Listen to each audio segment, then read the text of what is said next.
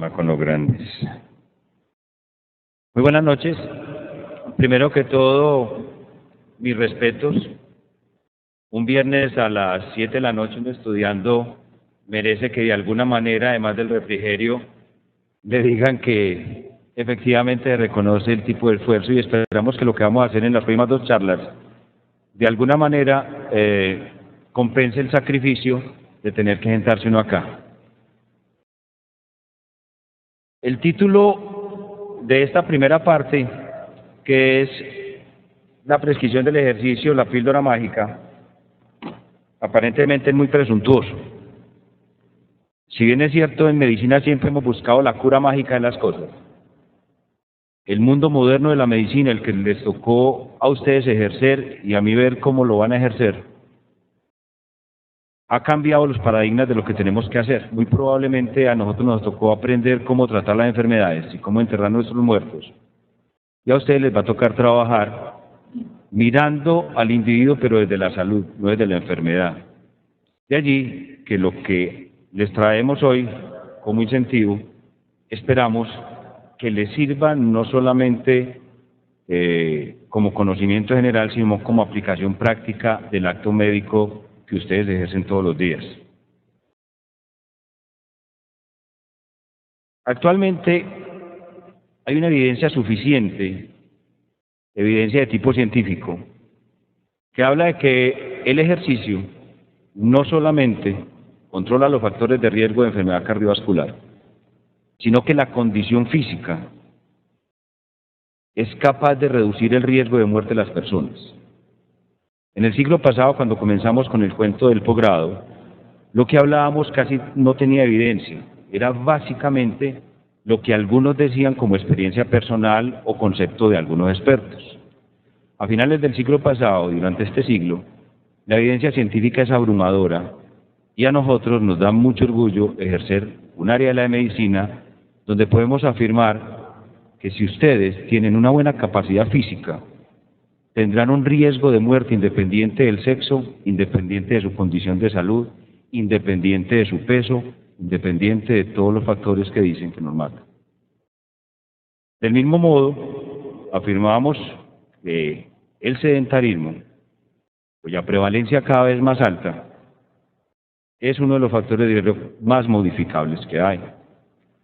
Aunque todavía ahora algunos dicen que ya en el genoma de nosotros está escrito para ser sedentarios y que eso lo tenemos que modificar, nosotros creemos que todavía tenemos alguna memoria de cuando éramos selváticos y nos gustaba movernos. La evidencia indudablemente muestra que las generaciones más jóvenes, como los que están entrando a nuestra universidad en este momento, el nivel de capacidad física en el 70% de esa población es muy pobre, al mismo tiempo que su cuerpo y sus factores de riesgo son muy altos. Esperamos, pues, que trabajemos para que esto cambie. Pero desde hace mucho tiempo, desde el inicio de nuestra práctica médica en el mundo occidental, ya existía la receta para el ejercicio. Galeno decía que los mejores ejercicios son los que entrenan el cuerpo y deleitan la mente, y que los ejercicios se clasifican según su vigor, su duración, su frecuencia, el uso de los aparatos y parte del cuerpo que interviene. Desde antes de Cristo, esto era una verdad científica. Desgraciadamente, el mundo occidental olvidó casi todo esto, básicamente porque nuestra cultura cambió. El cristianismo, al cual yo pertenezco, habló que el cuerpo no se podía cultivar porque la carne era mala, y el degeneramiento que hizo Roma de las prácticas deportivas llevó a que el ejercicio y la práctica de la cultura del cuerpo fuera erradicada del mundo occidental y solamente hacia el siglo XVIII volviera a aparecer. Pero lo que nosotros ahora consideramos como verdad científica, ya Galeno lo sabía hace mucho tiempo. El siglo pasado, el siglo XX, esta era la receta que existía para hacer ejercicio. Y yo estoy seguro que la mayoría de ustedes todavía cuando hablan de ejercicio y alguien les pregunta a un paciente qué ejercicio o qué tengo que hacer de ejercicio, la respuesta es esta: camine, trote, nade o monte en bicicleta, 30 minutos 3 veces a la semana. Eso, señores, es una tradición básicamente oral del siglo XX. entre nosotros los médicos. Esto no tiene realmente ningún respaldo de estudios científicos. Lo primero que se le agregó con algún tipo de evidencia fue a finales de siglo lo que hizo el Colegio Americano de decir que usted hacía esto, pero que tenía que gastar siquiera 1000 kilocalorías a la semana. Entonces, gastando 1000 kilocalorías ya estaba listo. Pero la receta básicamente era esta. Y vuelvo y repito, pregúntenle a sus colegas qué ejercicio hago o cómo es el ejercicio, y eso es lo que les respondo. Hacia el año 2007, el Colegio Americano de Medicina Deportiva publicó la primera receta con evidencia científica.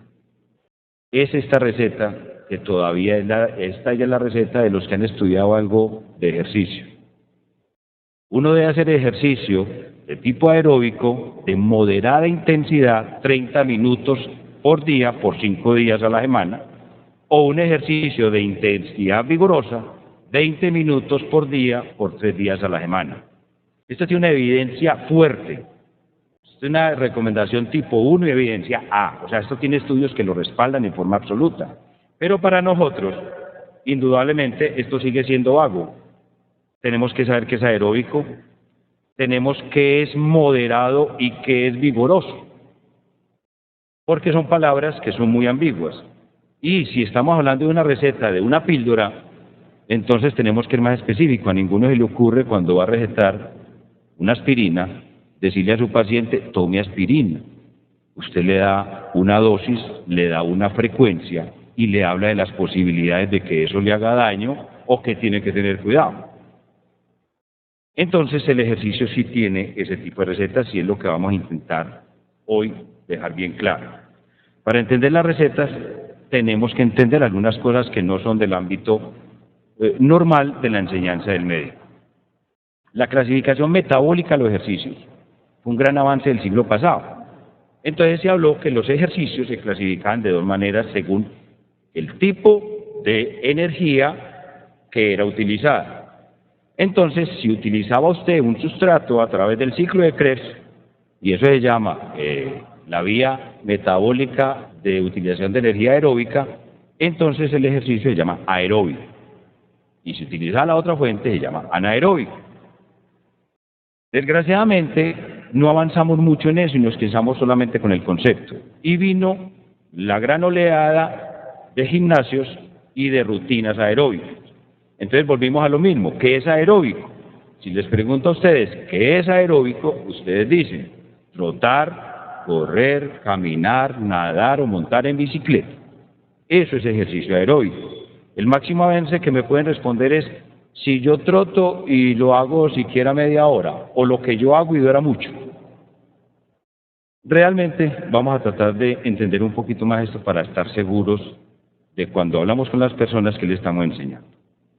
Ante la pregunta de cuál es la dosis de ejercicio, tenemos que aprender que hay unos componentes básicos. Tenemos que hablar de una frecuencia, o sea, cuando haga el ejercicio, de una duración, de una intensidad y de un tipo de ejercicio. Como mínimo, la receta de ejercicio tiene que tener esos 4 componentes. Ahora bien, desde el punto de vista deportivo, eso tiene mucha relación con lo que llamamos entrenamiento deportivo, como vamos a ver. Nosotros lo resumimos básicamente en una palabra.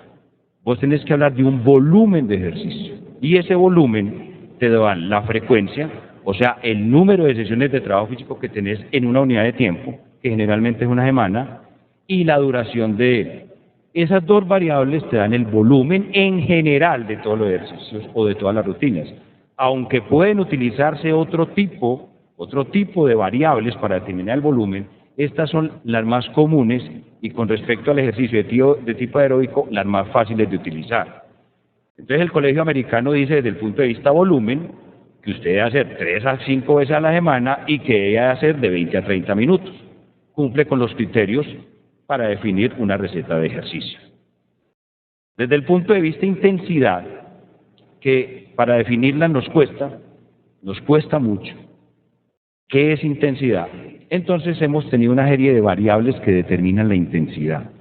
Usted puede determinar intensidad desde un punto de vista carga externa. O sea, cuando yo le digo, dé la vuelta a la manzana y demórese solamente 2 minutos, le estoy dando un criterio de intensidad, le estoy poniendo un límite del esfuerzo donde le digo, me lo tiene que cumplir en eso.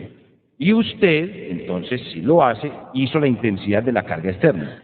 El problema es qué intensidad estoy haciendo yo por dentro. Entonces, como criterio de carga interna, que es el que realmente uno tiene que medir, tenemos algunas variables de uso muy común para nosotros, como es el consumo de oxígeno, y para la población general, como es la frecuencia cardíaca. También se inventó un término que es unidad metabólica, que fue un término para que la gente lograra entender algo acerca del consumo de oxígeno y cómo cuantificar eso, pero también lo podemos medir en kilocalorías, en percepción del esfuerzo en la escala de Bohr. Utilizamos otras cosas más, especialidades como medir umbrales aeróbico anaeróbico, medir lactato, en fin, hay una serie de variables que se pueden utilizar, pero insisto, siendo la más práctica desde el punto de vista personas que trabajan con salud y prescripción del ejercicio para personas aparentemente sanas, siendo la frecuencia cardíaca un muy buen indicador de esa carga interna. El Colegio Americano, cuando hace su receta, entonces habla de moderado. Entonces, cuando habla de moderado, lo que está refiriendo es que el ejercicio que debe hacer debe implicar hacer un esfuerzo de 3 a 6 METs. Un MET, para quien no esté relacionado con el término, es simplemente una unidad que se inventó. Desde el punto de vista fisiológico normal, usted cuando está en reposo está gastando entre 2 y 5 moléculas de oxígeno cada minuto. Y eso va por kilogramo de peso, entonces eso varía dependiendo de la persona. Entonces, para sacar una medición, dijeron, digamos que un individuo de 69 kilos tiene medido entonces son 3.5 mililitros de oxígeno lo que consume. Entonces, llamemos eso la unidad, y eso es un MET. Entonces, cuando usted hace un ejercicio de 2 MET, entonces estás consumiendo 7 mililitros de oxígeno por kilogramo y por cada hora. Y si lo haces de 3 MET, entonces simplemente multiplicas 3,5 por 3. Y así lo clasifican en unidades metabólicas. Es simplemente un lenguaje para que la gente entendiera. Entonces, moderado es gastar hacer un esfuerzo de 3 a 6 MET, y vigoroso es mayor de 6 MET. ¿No es cierto? Y así entonces se cuantificó la intensidad. Esto tiene evidencia científica clara, esto ha sido medido y está claro que esa es, digamos, una medida ligeramente exacta. El problema es de qué depende la intensidad de lo que usted está haciendo. No es lo mismo que yo salga a caminar con lo que yo tengo como capacidad física y a darle la vuelta a la cuadra, a que salga llevándole el ritmo a uno de ustedes, a los que les llevo 30 años, físicamente más activos y probablemente con una capacidad física mayor. Entonces, si yo camino al paso de ustedes, la intensidad de esa vueltecita es mucho mayor que la que ustedes están sintiendo. Entonces, cuando uno sale a hacer ejercicio y camina con la mamá, muy probablemente la mamá está haciendo un esfuerzo moderado o intenso y ustedes están haciendo un esfuerzo bajo o mínimo. Y a pesar de que están haciendo el mismo recorrido, la cantidad de carga que está metiendo al cuerpo no es la misma y por lo tanto los efectos no son los mismos. Entonces la intensidad depende de 2 variables, de la capacidad de cada persona, y por eso hay que medirla, y de la carga externa que le ponen a hacer. Eso da la intensidad. Y lo más bonito de esto es que la intensidad es la que determina la vía metabólica para pagar ese ejercicio. Entonces, si esto es una verdad, y es así, correr, nadar, trotar, son aeróbicas, depende de su capacidad y de la carga que esté haciendo. Yo puedo hacer un esfuerzo, por ejemplo, si soy un paciente que llevo tiradito en la cama un mes, y me dicen que hago una cosa tan sencilla como pararme, sentarme en la cama, pararme y caminar. En ese sentido, el esfuerzo que él hace es muy probablemente un esfuerzo de tipo anaeróbico y no aeróbico. Para un individuo altamente entrenado, cuando ustedes van a una clase de aeróbicos, y entonces la persona que es rutinaria en esto y lleva años, hace a una intensidad que si usted le sigue el paso, muy probablemente en un término menor de 2 minutos está pálido, el mundo le da vueltas, tiene ganas de vomitar y hace el oso más horrible de su vida. ¿Por qué? Hay un montón, si es varón, un montón de mujeres bonitas y de buen cuerpo, que ni están sudando y usted se está muriendo. Sencillamente ese esfuerzo no es aeróbico, señores, es un esfuerzo anaeróbico, porque su capacidad no es la que ella tiene. Ahora, usted si entrena, muy probablemente podrá igualarla y podrá seguirla en la clase y no pasar tantas penas. Eso está regido por algo que, desgraciadamente, por efecto del deporte, se toma como una cosa sin bases científicas, que es el entrenamiento deportivo. Si yo les pregunto a ustedes qué es entrenamiento, entonces se imaginan la selección Colombia, Peckerman, entonces un man sentado en un banco, pálido, sudando, haciendo fuerza y dando indicaciones. O si es bolillo, insultando al árbitro, insultando a la tribuna, y el médico del deporte, el man que le sienta al lado, ¿no es cierto? Pero el entrenamiento, pues van y juegan con un balón. Eso es entrenar. Realmente el entrenamiento desde 1950 hacia los 50 tuvo un desarrollo científico importante en Alemania por parte de un médico que era encarretado con el deporte y unos entrenadores serios, y desarrollaron las bases metodológicas del entrenamiento. Y entonces eso tiene unas leyes que se cumplen para cualquier receta de ejercicio, sea para una persona sana, normal, sea para un enfermo, sea para un deportista. Aquí lo que cambia es la forma como vos aplicás esa receta.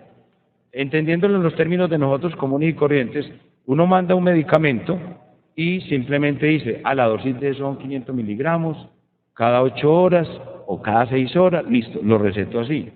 Si vos sos un nefrólogo y tu paciente tiene enfermo el riñón, entonces él te dice, un momentico, eso hay que saber por dónde se elimina. Un momentico, si mi paciente tiene esta filtración, entonces yo tengo que reubicar la dosis. Entonces es simplemente especializar la receta. Pero el principio básico siempre es el mismo.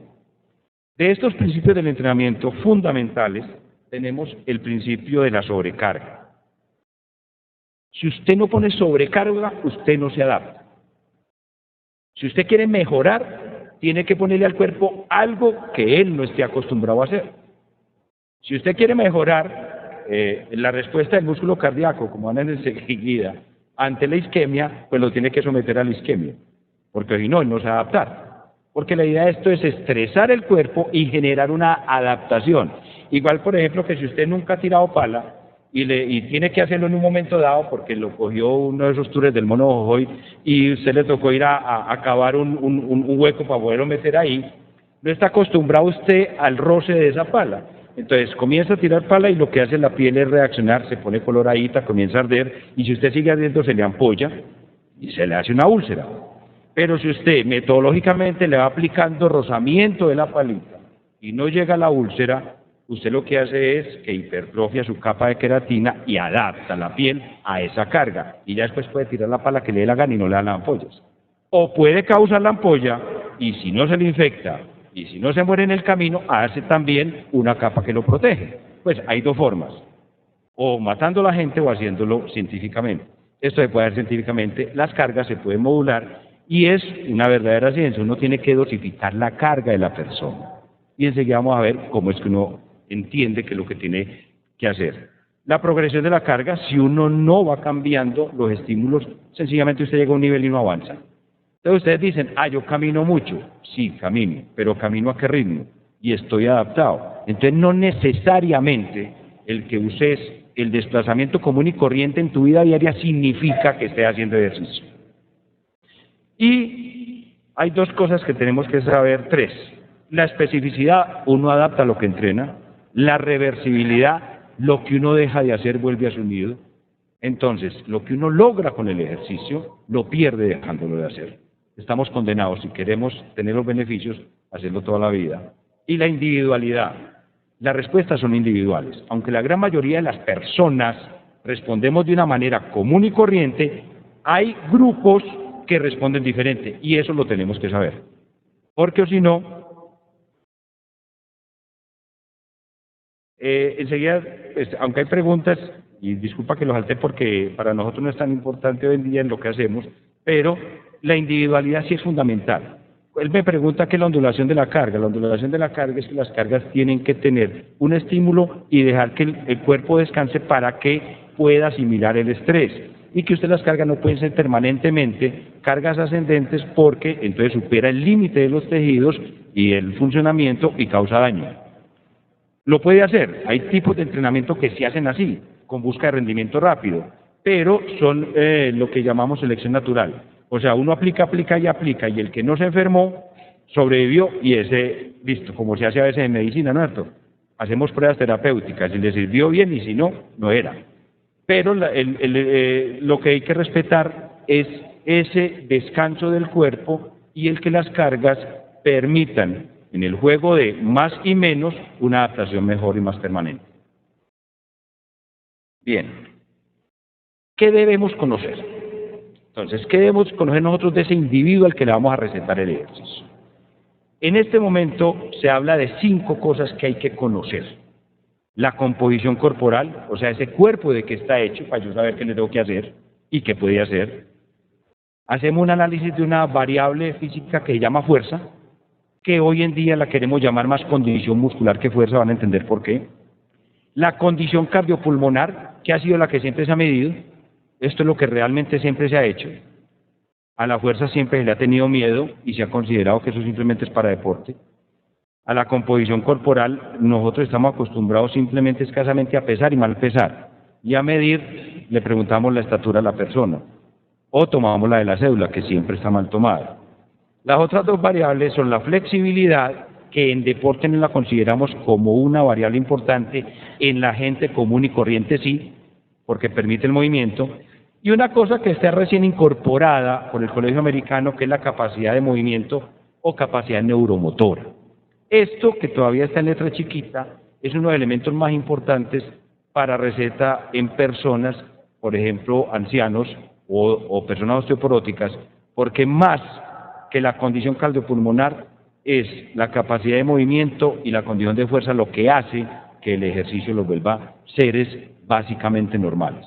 Entonces vamos a discriminar estas cositas. En cuanto a la composición corporal, utilizamos la antropometría, o sea, la medición del cuerpo. En medicina utilizamos mucho, pues cuando nace el niño lo medimos, mal medido, ¿no es cierto? Un métrico o una tablita, la enfermera lo hace, lo cuelga, todo el mundo se lo imagina. Entonces uno mide 52 centímetros, 48, yo me imagino que medí por ahí 34, pero muy probablemente dice que medí 50 cuando nací. El peso, ese tipo de cosas. La antropometría tiene que ser tomada con manera más o menos rigurosa. O sea, tenemos que tener pesas, tallímetros, tenemos que saber que esa herramienta es fundamental porque cuando sacamos índices como el índice de masa corporal y el perímetro abdominal, y eso lo podemos utilizar para extrapolar riesgo de enfermedad en la persona, entonces esto tiene que ser bien medido. Esto ha sido muy importante en el mundo de la medicina actual y estos 2 parámetros han sido fundamentales en el pronóstico de enfermedad crónica. El perímetro de muslo, por ejemplo, es una cosa que tenemos incorporada muy recientemente y es casi casera. El expositor que sigue, el doctor Gallo, tiene publicado un artículo donde este perímetro de muslo se convierte en un indicador, posiblemente muy importante, pero indicador de la masa muscular de la persona, no de la cantidad de grasa. Y como la carreta que vamos a concluir es que necesita músculo, entonces para nosotros se está convirtiendo en una variable que hay que medir. Y también hacemos un análisis por compartimiento, o sea, este cuerpo de qué está hecho, tiene tanto de grasa, tiene tanto de músculo, y así entonces nosotros podemos avanzar en el diagnóstico de esa persona a la que vamos a recetar el ejercicio. Como ejemplo, desde finales del siglo de 1998 existe esta tablita, donde usted combina el índice de masa corporal, que básicamente es la cantidad de materia que tenés, o sea, tu peso, por el área que tenés, y el área la averiguamos elevando al cuadrado de la estatura, y ustedes saben que eso da un número, uno tiene que estar entre 18,5 y 25. Entonces, cuando se combinan esto más el perímetro abdominal, se hablaba de un riesgo para enfermedades tipo diabetes, hipertensión, enfermedades cardiovasculares, y eso es muy importante. La donde están ustedes, básicamente no hay enfermos, uno no enferma a esa edad. Uno está construyendo la edad después de los 35 y 40 de lo que uno se va a enfermar. Y de eso es que se va a enfermar. Y la gran epidemia en el mundo hoy son las enfermedades crónicas. Ustedes saben que eso es lo que está matando la población en el mundo, la población que ya superó las etapas de muerte temprana. De tal manera que esto es muy valioso desde el punto de vista de la salud pública y solamente son dos mediditas antropométricas muy sencillas de tomar. Pero ahora hay nuevos conceptos. Por ejemplo, es más importante medir grasa visceral, hepática o intramuscular que la grasa subcutánea. Aquí es donde está nuestro gran problema. La grasa que acumulamos en las vísceras o la grasa que tenemos dentro del músculo. Y en los últimos años, no lleva ni una década, el concepto del músculo como laboratorio metabólico y como órgano endocrino ha tomado una fuerza y una evidencia científica que para nosotros ha sido placentera. El músculo ha dejado de ser, como decían mis amigos ortopedistas, un pedazo de carne pegado al hueso que lo único que hacía era estorbar para uno reducir la fractura, porque recuerden que es el músculo es que estorba, y que si en ortopedia uno entraba y había por ahí un pedazo de músculo estorbando, eso se corta. Y un tendón enfermo se mocha también, eso no pasa nada. Hay que enderezar el músculo. El músculo es un órgano endocrino y el músculo es nuestro laboratorio metabólico. Antes de que me tuviera que retirar de la charla anterior, el doctor con mucho juicio, al inicio, dijo algo que es para nosotros espectacular. El problema de la diabetes es un problema de baja cantidad de músculo del individuo. Esos individuos los que más sufren. Y después dijo, esta es la herramienta, esta es la fórmula para atenderlo, pero nadie hace ejercicio. Entonces volvamos a los medicamentos. Nosotros queremos convencerlos que el ejercicio sí se puede hacer. Entonces hoy en día estamos yendo más allá del índice de masa corporal. O sea, lo que nosotros hacemos en la práctica médica normal de medir un índice de masa corporal para los seguros y eso, esto está evolucionando hacia buscar otros conceptos que nos den una información más acertada. Y entonces se está hablando de caracterizar el cuerpo de otra manera, básicamente a través de la cantidad de músculo, grasa hepática que tenga la persona y así hacer perfiles más exactos de estos individuos. Este es el estudio que les hablábamos, publicado el año pasado en el Análisis de Nutrición. Esto es producto de nuestro posgrado y es una interesantísima propuesta acerca de cómo, midiendo uno simplemente un perímetro de muslo, puede hablar de la salud metabólica de las personas. Y esto es tal vez lo más hermoso que ha pasado en endocrino, y es considerar al músculo como un órgano endocrino clave, que es antiinflamatorio. Lo van a ver en la próxima charla, la explicación mucho más profunda que de esto. Entonces, hablando de nuevos cuerpos, entonces ya no hablamos en simplemente si es obeso o si tiene un índice de masa corporal muy alto, sino que vamos a tener que hablar de personas con índice de masa corporal normal, ni grasa alta, o metabólicamente sano o no. Se tienen que clasificar diferente. En un trabajo que estamos haciendo para la universidad en este momento, las personas que están entrando con edad promedio de 17 años tienen un índice de masa corporal básicamente normal, o sea, están entre 18 y 25, pero la cantidad de grasa es muy alta y la capacidad física absolutamente baja. Entonces no nos podemos quedar simplemente en que el índice de masa corporal está normal. Vamos a tener que hablar si metabólicamente es sano y si se puede defender o no a través de su músculo. Eso es mucho más interesante, más productivo, pero sobre todo más beneficioso para nuestro paciente. La otra variable o la otra cosa que tenemos que medir es la fuerza y la condición muscular. Entonces, básicamente la fuerza es la capacidad que tiene el cuerpo, el individuo de estabilizar su cuerpo, generar movimiento y mantener ese movimiento en el tiempo. Quienes han leído un poquito de esto, la cantidad de fuerza se mide a través de un test, donde uno le entrega un peso al individuo, lo hace, lo mueve, y cuando llega a un peso en el que ya no puede hacer sino un movimiento y no puede seguir, eso lo llamamos una máxima repetición. Y ese ha sido el test mágico para determinar la fuerza de una persona. Eso está muy revaluado hoy en día, y en personas comunes y corrientes preferimos hacer test de fuerza donde miramos con cualquier cosa, no solamente con pesas, con un caucho, con su propio cuerpo, con lo que sea, o con una olla en la casa, es un número de repeticiones que puede hacer, y con el número de repeticiones nosotros hacemos la fórmula para mejorar su condición muscular. La fuerza, les recuerdo, depende de factores neurológicos, o sea, de la neurona, y factores musculares. Y estos factores, los dos alteran la cantidad de fuerza. Los factores neurológicos rápidamente mejoran la fuerza. Uno trabajando factores neurológicos, que simplemente es acostumbrarlo a hacer la fuerza, es una cosa muy sencilla, el cuerpo aprende rápido y en 4 semanas usted mejora un 30% la fuerza que hace ese individuo, sin necesidad de hacer otras cosas. Es muy sencillo. Son cosas que podemos hacer en la casa sin ningún problema. Los trabajos de aumento de masa muscular son muy importantes. Esto no es solamente para el fisiculturismo ni para el levantamiento de pesas. Se puede aumentar en cualquier época de la vida, desde niño hasta viejo. Pacientes de 80 años pueden hacer hipertrofia muscular, siempre se puede hacer. Los adolescentes lo hacen muy fácil, simplemente por el influjo hormonal y la comida aumentan la masa muscular. Pero cuando uno deja de ser adolescente y es adulto joven, todavía tiene oportunidad de hacer una buena masa muscular. Y además de eso, los trabajos de fuerza hacen un estímulo directo sobre la masa ósea. Y sabemos que si usted alcanza un pico de masa ósea importante en la primera parte de sus 20 años, muy probablemente tendrá más hueso para gastar y el problema de la osteoporosis no lo va a afectar tan rápido. De tal manera que la fuerza la tenemos que hacer, y eso no es simplemente haciendo jardinería o caminando en el centro comercial. Lo otro importante es la capacidad contráctil. Se ha demostrado que las funciones metabólicas y endocrinas dependen mucho de la contracción, es del estímulo contráctil. Entonces ese músculo secretorio, con el simple hecho de estimularlo para que haga contracción, con eso es capaz de comenzar a ser un órgano que influye en todo tu metabolismo.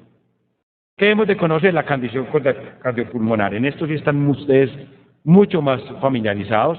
El ejemplo son las pruebas de esfuerzo que se hacen para diagnóstico de enfermedad coronaria. Entonces usted simplemente le pone una rutina de ejercicio al individuo y mira la respuesta hemodinámica, determina la capacidad física y a partir de ahí puede hacer una prescripción del ejercicio. Las pruebas pueden ser de laboratorio o de campo.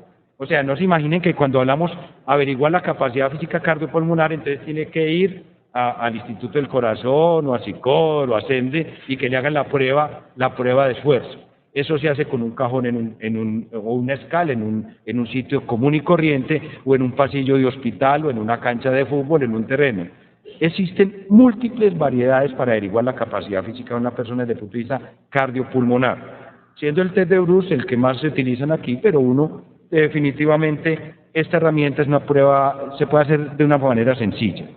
Las pruebas de campo nos gustan mucho, son muy fáciles y tenemos instauradas una batería.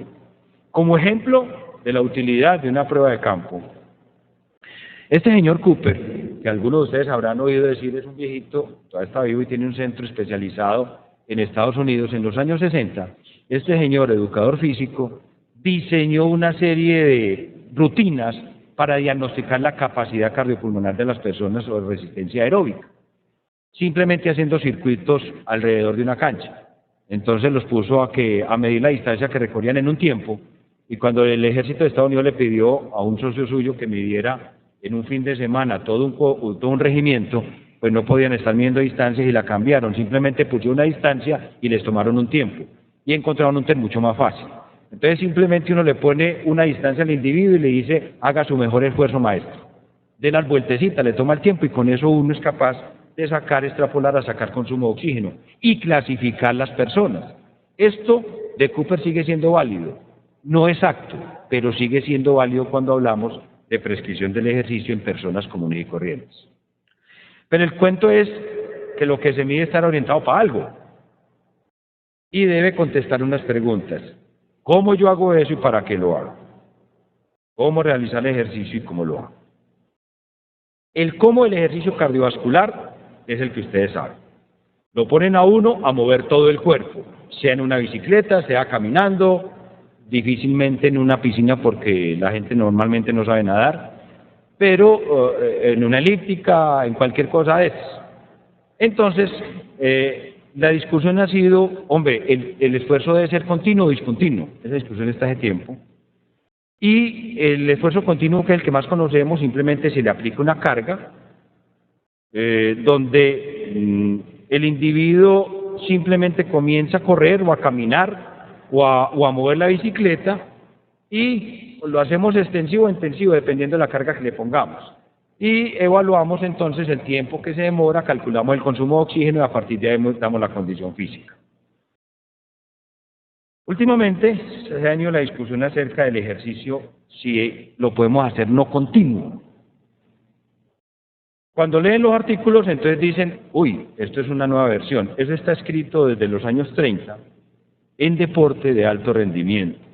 Se demostró cómo el ejercicio no continuo de intervalo hacía que individuos deportistas de alta resistencia mejoraran y fueran campeones por encima de los individuos que entrenaban en forma continua. Hubo un tipo muy importante que llamó Emil Sotepek. Ese tipo fue capaz de ganarse todas las pruebas de resistencia aeróbica, o sea, una cosa imposible. Ganarse los 5, los 10 y los 42 kilómetros en los mismos olímpicos. Eso en teoría no se podía. Y lo que hacía era un entrenamiento a base de esfuerzos de intervalo o esfuerzos no continuos. Los científicos cogieron esto y, para sorpresa de nosotros, en este siglo básicamente, comenzaron a aparecer estudios donde, aplicando el método discontinuo en pacientes muy enfermos, como pacientes con falla cardíaca, los resultados eran mejores. A nadie le cabía en la cabeza de coger un insuficiente cardíaco y ponerlo a hacer esfuerzo máximo. Todos hablamos, muévalo un poquito. Pero, no, ¿cómo así que lo pongo a lo máximo? No, ese man se me muere. Y resulta que efectivamente ese tipo de cosas se pueden hacer. Y no solamente en pacientes con insuficiencia cardíaca, comenzó a hacer de pacientes con EPOC y funcionaba, en pacientes diabéticos y funcionaba. Entonces, lo que hemos ido recogiendo, y lo vamos a profundizar en la segunda charla, es que efectivamente sí existe el ejercicio de intervalo o ejercicios donde usted hace esfuerzos máximos en muy corto tiempo, tiene descansos y a punta de salvas logra las adaptaciones que necesitamos para mejorar su condición física. Son más efectivos, los dos hacen lo mismo a largo tiempo. Pero en forma inmediata, o sea, a corto tiempo, los resultados con el ejercicio de intervalos son más evidentes. Me explico, si usted tiene un paciente con insuficiencia cardíaca que tiene problemas simplemente para ir al baño, con este tipo de trabajos más rápidamente puede ir al baño y más rápidamente puede bajar las escalas o ir a la esquina que por el método tradicional. Es un método que es bastante seguro, pero que necesita en la intervención una vigilancia constante y bastante precisa. O sea, necesita un buen entrenador al lado, ¿no es cierto? Esto se ha demostrado que sirve para todo lo que llamamos enfermedades crónicas, desde síndrome metabólico hasta insuficiencia cardíaca. Y se ha demostrado pues, que disminuye uno el tiempo de trabajo del individuo y que la mejoría parece mucho más rápida. Ahorita repasamos cómo es que vamos a recetar esto. El cómo muscular, o sea, cómo es que hace uno para mejorar la condición muscular. Básicamente hay dos términos. Un término que utilizamos muy frecuentemente que es fortalecimiento. A nosotros no nos gusta utilizar el término fortalecimiento, pero se usa. Básicamente fortalecimiento se entiende como la ganancia de fuerza.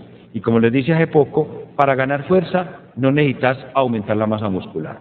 En un trabajo sencillo de 4 semanas mejoras el 30% de tu fuerza. O sea que si en este momento levantas a alguien con 100 kilos, dentro de 4 semanas lo puedes levantar de 130 kilos y no hay ningún problema de sobrefuerza. Lo otro importante es el desarrollo de la masa muscular, que consideramos que como órgano metabólico se necesita el desarrollo muscular. Y es evidente que en las enfermedades crónicas la falta de músculo es la que mata a los pacientes por encima de su misma enfermedad. Entonces, esto no es simplemente una cosa de locos que levantan pesas. El entrenamiento de fuerza tiene estudios y tiene efectos sistémicos, no solamente en aumentar la masa, efectos sobre la diabetes, sobre el paciente diabético tipo 2, y esto tiene estudio para decirnos cómo hace ese programa. Eso no es que un loquito entrenador se lo inventó, sino que los estudios han dado la base científica para saber cómo se receta. Esto es para asustarlos, porque básicamente esto es lo que hacemos en alto rendimiento. En alto rendimiento combinamos una serie de variables que tiene el entrenamiento de fuerza con los principios del entrenamiento y diseñamos las rutinas si necesitamos dar resistencia, si necesitamos dar hipertrofia, fuerza máxima o potencia, cosa que una persona normal no necesitamos. O sea, yo no necesito una persona común y corriente ponerlo a que sea más rápido, yo no necesito eso, yo necesito que ponga a saltar como salta un baloncestista. Eso es para deportes de alto rendimiento, pero eso existe. En el caso de nosotros sabemos que hay adaptaciones a los trabajos que hacemos, que hay adaptaciones neurológicas y se fundamenta claramente a través de la revisión científica. Bueno, después de esto, entonces, ¿qué hacer? Ahí resumiendo. Entonces, la capacidad cardiovascular se puede hacer por metodología de trabajos continuos, la que usualmente ustedes ven en la receta, y entonces hablamos de la receta. Actividad física aeróbica moderada, o sea, entre 3,5 a 9 meses de intensidad, 30 minutos por día por 5 días, o una intensidad vigorosa mayor de 6 meses por 20 minutos por 3 días a la semana. Esa es la receta del ejercicio. Ya sabemos que depende de la capacidad de la persona, que no simplemente es decirle, oye, te pasaste de 10 a 3 de una manera rápida. Te equivocaste. Listo, que vamos a acabar. Los trabajos de metodología intermitente permiten intensidades altas como el 80-90% del VO2 pico de la persona. Eso significa trabajar a frecuencias cardíacas casi máximas. Pero miren que el estímulo, son estímulos que van entre 30 segundos y 4 minutos, y la recuperación entre 30 segundos y 3 minutos. Entonces son picos con descanso asegurado. Y se disminuye el tiempo de sesión a 30 minutos. Con 3 veces por semana se logra lo mismo que haciendo lo otro que hicimos. Bienvenidos al mundo de la intensidad. Usted sale a correr a la ciclovía, hace el esfuerzo media cuadrita al máximo intensidad, después camina, mira el paisaje, vuelve y acelera y verá cómo pasa de bueno y se adapta. Es muy fácil, es seguro y te estimula mucho más.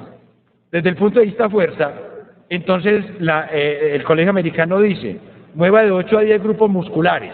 Así decía en el 2007. Ahora, esto tiene fecha 2011, realmente salió en el 2012 y está en las guías del 2014. Entiendan que las famosas guías que nosotros leemos, cuando ya están elaboradas, los trabajos de posición del experto ocurrieron 2 o 3 años antes. Entonces, lo que hoy está en las guías del Colegio Americano para prescripción del ejercicio, con fecha 2014, salió hace 3 años. Entonces, en el 2011 ya se hablaba de que hay que trabajar entre el 45 y el 70% de una máxima repetición, 8 a 12 repeticiones y de 1 a 3 sets, 2 o 3 veces por semana. Miren las variables que ellos toman, de 1 a 3. Esto no es así. Desgraciadamente el Colegio Americano lo avala, pero es que los estudios del Colegio Americano con respecto a esto siguen siendo estudios de cardiólogos mirando el ejercicio. Entonces, a esto le falta un poquito de ciencia del entrenamiento, pero para eso estamos nosotros. Entonces, cuando hacemos una receta de carga y si ustedes van a trabajar el músculo, tienen que hablar qué tipo de acción, excéntrica, isométrica o concéntrica, porque es importante. La isométrica nos da control del cuerpo, la concéntrica nos acelera y la excéntrica nos habilita para frenar el cuerpo. Y eso se entrena diferente. La carga básicamente son de 8 a 15 repeticiones, de 4 a 6 sets de estas 8 a 15 repeticiones, con un descanso entre 1 y 2 minutos entre sets, con una velocidad al hacer el movimiento que es de 2, 1, 2, o sea, 2 segundos en concéntrica, 1 segundo en isométrica y 2 segundos en excéntrica. 3 a 5 días por la semana y pasando de utilizar movimientos de múltiples articulaciones a movimientos mucho más específicos. Esto no es solamente con aparatos de fuerza, señores, esto se hace con un TheraBand, esto se hace con cualquier tipo de peso. O sea, simplemente se diseña y se busca la capacidad que usted tiene. Las otras capacidades, como la flexibilidad, ¿cómo recupera uno la flexibilidad? Olvídense de la flexibilidad del rango de movimiento que aprendieron en fisioterapia. Recuerden que ustedes en fisioterapia lo que tienen son pacientes que vienen con inmovilidad y hay que recuperar el rango de movimiento rompiendo tejido.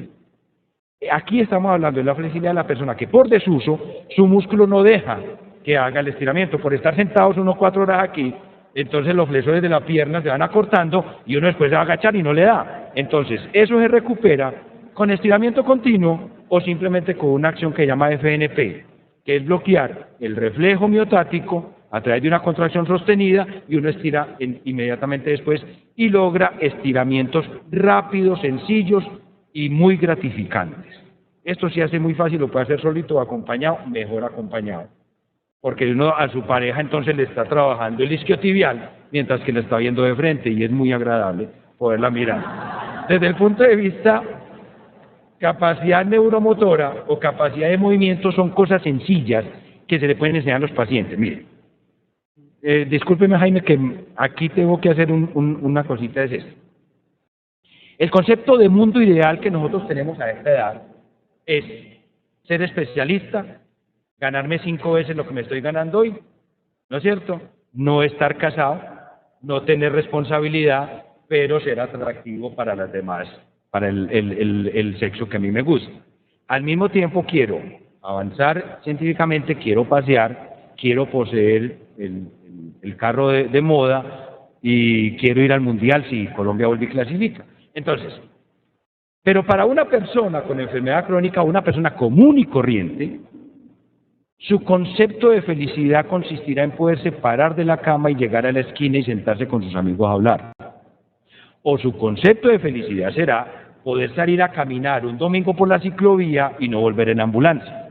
Entonces, ojo que nosotros perdemos la perspectiva por el tipo de vida que nosotros tenemos.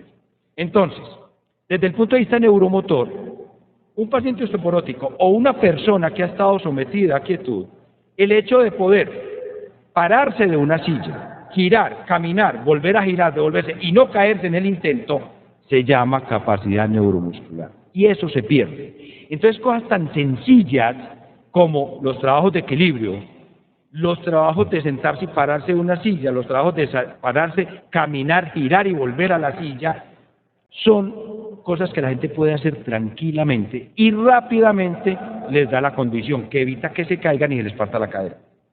Entonces esto no necesita una gran infraestructura ni un spa. Nosotros esto lo trabajamos en forma mucho más específica en deporte, pero para gente común y corriente son condiciones muy sencillas, porque a usted obviamente no se les va a ocurrir llevar a un paciente osteoporótico que no se movía hace rato a una superficie inestable para que haga propiocepción. Pues eso es imposible, ni lo va a poner a hacer gallinita ciega, ni lo va a poder hacer ese tipo de cosas donde le quita los sentidos por los cuales se orienta. Pero entiendan que es una cosa sencilla. Desgraciadamente el Colegio Americano, que es el que manda, todavía no ha abordado esto desde el punto de vista serio, y entonces la recomendación sigue siendo muy pobre. Otras consideraciones que siempre van a tener en cuenta cuando recetan un ejercicio es que la persona tiene que tener el zapato adecuado, la superficie adecuada y la ropa adecuada. La ropa adecuada no necesariamente tiene que ser una ropa fit, Nike. La ropa más adecuada para nuestra gente común y corriente se llama algodón. Se llama algodón. Eso permite la sudoración, permite la evaporación de ese sudor y permite entonces transferir el calor al medio ambiente. Y la comodidad, ¿no es cierto? Y los zapatos, desgraciadamente, en eso tenemos una muy mala cultura. Nosotros creemos que los tenis mejores son o los que están de moda o los que venden en el hueco chiviao, ¿no? Entonces, pues ¿cómo das vos 100.000 por eso y yo los consigo a 30? Entonces, esto no es carreta. Los zapatos se necesitan y de forma adecuada y se recetan también en forma adecuada. Porque no es lo mismo un zapato que te prona o que te corrige la pronación, perdón, o un zapato neutro. Eso hay que saberlo mandar también. Ahora, si usted tiene un viejito, pues existen personas muy hábiles que hacen plantillas para acomodarle al zapato común y corriente para que amortigüe el esfuerzo. Pero eso hay que tenerlo en cuenta, señores, porque a veces damos al traste del ejercicio por ese tipo de cosas. Como final, nosotros somos médicos y nunca se nos puede olvidar que el conocimiento puede cambiar, pero que cualquier duda se resuelve a favor de la persona que estamos tratando. El ser humano no es un dato estadístico. Y si bien es cierto en el siglo pasado, las actividades físicas de grupo, cuando se miraba la permanencia de las personas en eso, al año el 100% de las personas se habían retirado. Y si bien es cierto, nuestra conducta ante el ejercicio, nuestro medio no la promociona, Las formas actuales como se aborda desde el punto de vista con todos los especialistas alrededor del ejercicio y el tratamiento de enfermedades crónicas es bastante efectivo. La gente va, la gente hace, y ustedes con seguridad que cada rato están con más ganas de salir a hacer ejercicio. De tal manera que no estamos condenados a estar quietos. Nuestro genoma todavía no ha cambiado del todo. Y yo sé que ustedes, así sea en enero, les dé ganas de hacer ejercicio y en junio no quieren saber nada de eso, pero muy probablemente cuando lean un poquito más acerca de los beneficios que tiene eso, lo aplicaremos en nosotros mismos y sabemos darle un consejo a nuestros pacientes. Estoy a la orden para cualquier tipo de pregunta y si no, pues el doctor Jaime seguirá con su charla. ¿Sí? Que acabé sin avisar que no.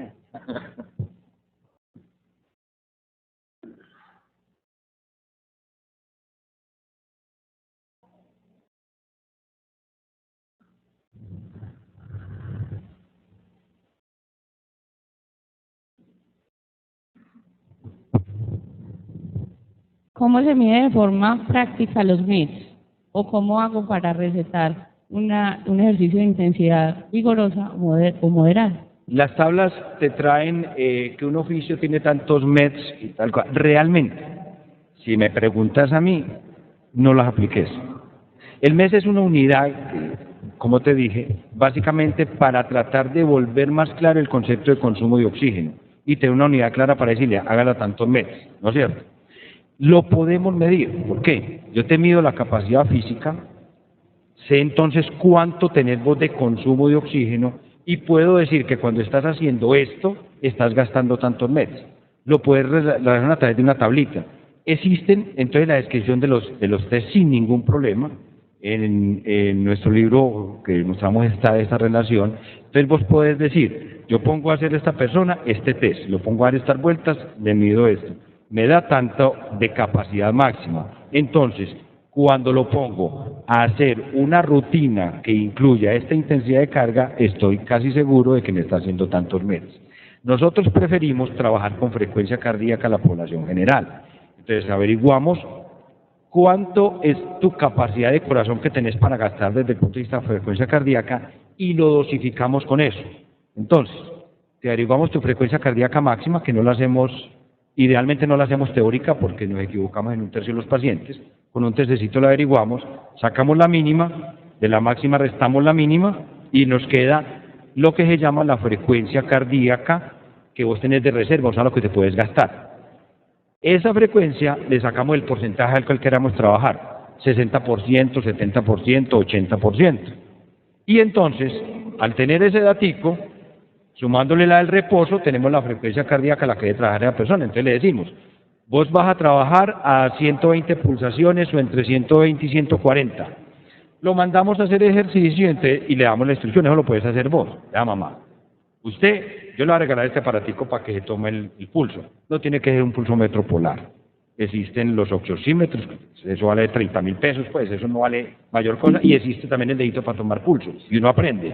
Entonces, vos tomas la frecuencia cardíaca, se le enseña a tomar, y entonces la persona comienza a hacer la rutina, y lo que hace es mantener esa frecuencia cardíaca. En la medida que se entrena, va a tener que trabajar más duro para llegar a esa frecuencia cardíaca, y así va haciendo la progresión de la carga. Pero es la frecuencia cardíaca la herramienta mejor para nosotros. Y con eso estimamos también los meses que la persona está gastando. Doc, una pregunta. Espérate. Pues hemos hablado sobre la indicación del ejercicio en los pacientes, ¿cierto? Pero a veces le pasa a uno que en la consulta llega un paciente con sobreentrenamiento. Un muchacho de 16 años, ciclista, 20 kilómetros diarios, pues, ¿qué hace? Y se descartan, pues, como causas metabólicas y otras enfermedades que le está causando esa fatiga y ese mareo por el que consulta. Entonces, ¿qué recomendaciones le da uno como médico general a ese paciente? Requiere atención de alta especialidad. O sea, la sobrecarga crónica, el síndrome de estrés crónico, no es solamente una versión de medicina interna del individuo que agobiado por la vida ya no es capaz de dormir y sus parámetros normales comienzan a alterarse. El ejercicio mal dosificado te lleva a la sobrecarga crónica igual y eso se mide, se detecta, o sea, da alteración de tu control cardiovascular, da alteración de tu control endocrino y te daña casi todos tus sistemas de control. Y eso requiere, además de diagnóstico certero, a través de mediciones, no simplemente de medir una capacidad física, el control estricto por mucho tiempo. Porque, acuérdense, lo que nos controla a nosotros en primera instancia se llama sistema nervioso y lo que aprende a controlarnos a largo tiempo es el endocrino. Cuando vos tenés esa sobrecarga, lo primero que canta es el sistema nervioso y básicamente el autónomo en el control cardiovascular y después canta el endocrino, pero para volver a la normalidad se requiere mucho tiempo de desestímulo y de mantener unas cargas muy bien moduladas. Y eso hay que tiene que tener una evaluación muy exacta. Y yo diría que en la práctica lo único que hacemos cuando pensamos en eso, no se nos ocurre medir, por ejemplo, el nivel de testosterona cortisol. Y uno lo diagnostica así. La relación testosterona-cortisol nos dice el desbalance que tiene endocrino el individuo. No se nos ocurre medir una variabilidad en la frecuencia cardíaca. Eso se puede medir. Todo eso confirma el diagnóstico. Y el manejo con controles tiene que ser a través del tiempo. No es fácil. No es fácil. Cuando nosotros tenemos un deportista sobreentrenado, tenemos un gran chicharrón en nuestras manos. Y cuando tenemos una persona común y corriente que hace demasiado ejercicio, porque como es un vicio también, recuerde que eso secreta endorfinas y uno se siente muy bien, se ve bonito y grande. Entonces es muy difícil que la persona acepte el modular las cargas durante un periodo cercano a 6 meses. Entonces necesita vigilancia y necesita, inicialmente, los que mejor entienden esto son los cardiólogos o personas relacionadas que manejan síncope, porque ellos están muy acostumbrados a mirar la variabilidad en la frecuencia cardíaca, a ver las respuestas desacomodadas del autónomo, y entonces en ese sentido son personas que pueden enfocar mejor esto si no es un especialista en medicina deportiva, porque nuestra consulta en el sistema normal no existe. O sea, nosotros existimos de auxiliares en ciertas partes, pero como consulta de referencia apenas estamos entrando en el sistema en áreas como enfermedad pulmonar obstructiva crónica, en diabetes, pero todavía no somos ese especialista de referencia para el que tiene estrés crónico. Con seguridad que no. Profe, le preguntaba sobre por qué los entrenadores prefieren el entrenamiento con potenciómetros sobre el de frecuencia cardíaca y por qué están volviendo al entrenamiento activo y dejando otras Con pulsómetros. Potenciómetros. Bueno, lo que pasa es que vean, desde el punto de vista de entrenamiento, el control del entrenamiento, desde el punto de vista carga, realmente lo hacemos los médicos del deporte. Entonces, usted puede medir carga de muchas maneras y puede extrapolar a hacer inferencia de ella, ¿no es cierto? Pero la medida externa de la carga externa como una medida de potencia, una medida de generación de trabajo, se vuelve muy inexacta, porque tiene muchos factores que la alteran. Y porque no necesariamente vos haciendo lo mismo estás haciendo el mismo esfuerzo interno. Por eso hay que medir carga interna si queremos ser más exactos. El problema es que en el mundo del entrenamiento las cargas externas siguen siendo la variable que ellos controlan. Cuando nosotros los acompañamos, les medimos lactato, les medimos EPK, les medimos una serie de enzimas y les mostramos cómo el individuo realmente está cansado, aunque ellos no crean. Y eso hace que modulemos mejor las cargas. Eso lo hemos implementado en el deporte, lo implementamos también en la práctica privada, pero digamos que en cierta élite, que pues dijiste que te mido CPK todos los días para ver cómo estás de cansado, me decís, no das. Eso en un deporte de alto rendimiento lo podemos hacer en población común y corriente, ¿no? Bueno, señores, muchas gracias por la atención y que estén muy bien.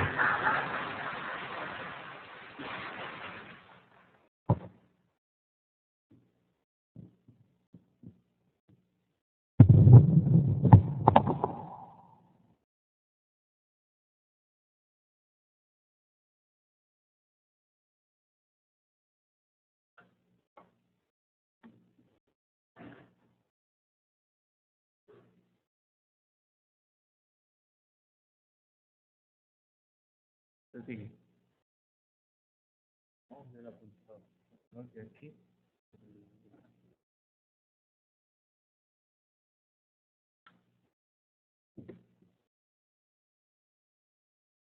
Muy buenas noches.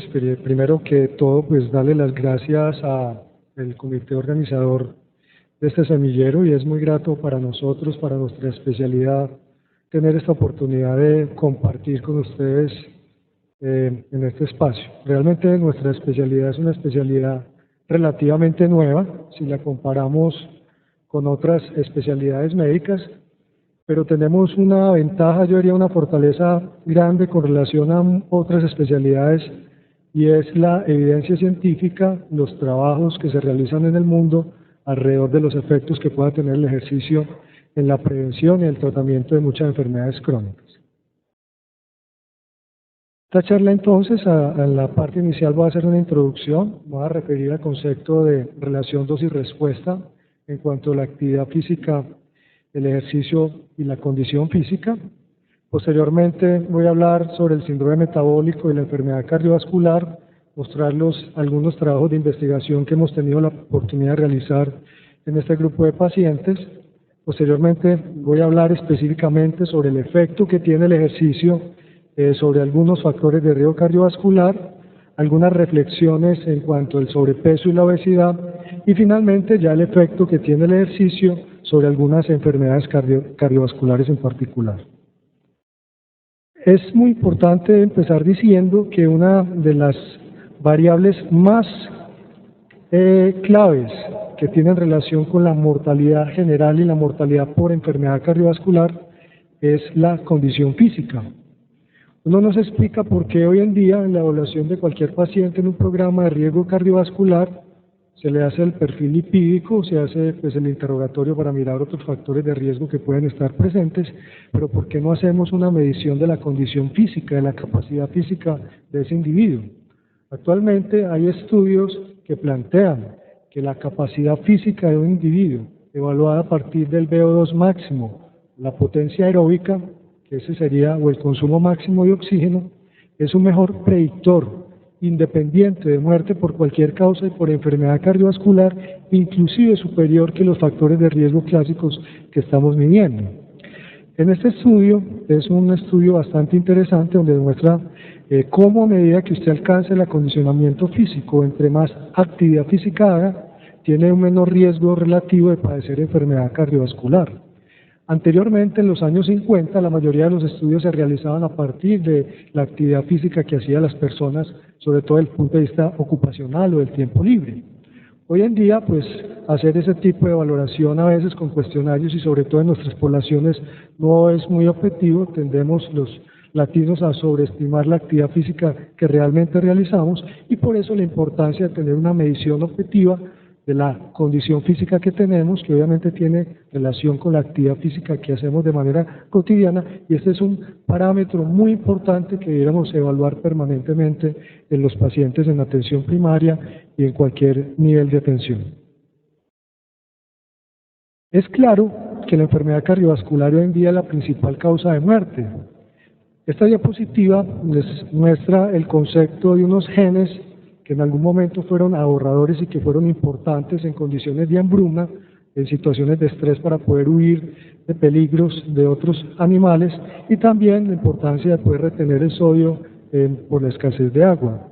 Sin embargo, en esta evolución, en esta sociedad que tenemos hoy en día que anda envejeciendo, estos genes que en algún momento fueron ahorradores y que fueron importantes, hoy en día están relacionados con muchos de los factores de riesgo que hablamos, particularmente la respuesta normal al estrés, la obesidad y la hipertensión arterial.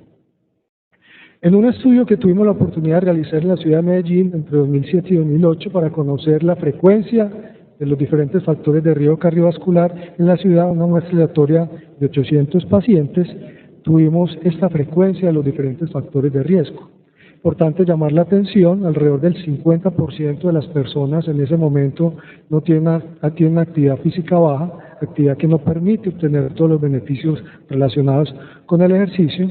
La frecuencia de obesidad, 16.3%, que está cercana a la ENSIN, a la encuesta ENSIN de 2010, y una cosa bastante importante con relación a la frecuencia del síndrome metabólico. Si tenemos en cuenta los 5 criterios del último consenso intersociedades con relación a la presencia del síndrome metabólico, alrededor del 44% de la población tenía esta condición. Y ustedes saben que el síndrome metabólico tiene pues su relación con diferentes factores de riesgo. Es clave la acumulación de grasa visceral y la liberación de esos ácidos grasos en sangre que pudieran estar relacionados con todos estos factores de riesgo. La resistencia a la insulina, el predominio del fenómeno de vasoconstricción, el deterioro también en la producción y en la liberación de insulina, entre otros, y también obviamente el metabolismo de los lípidos.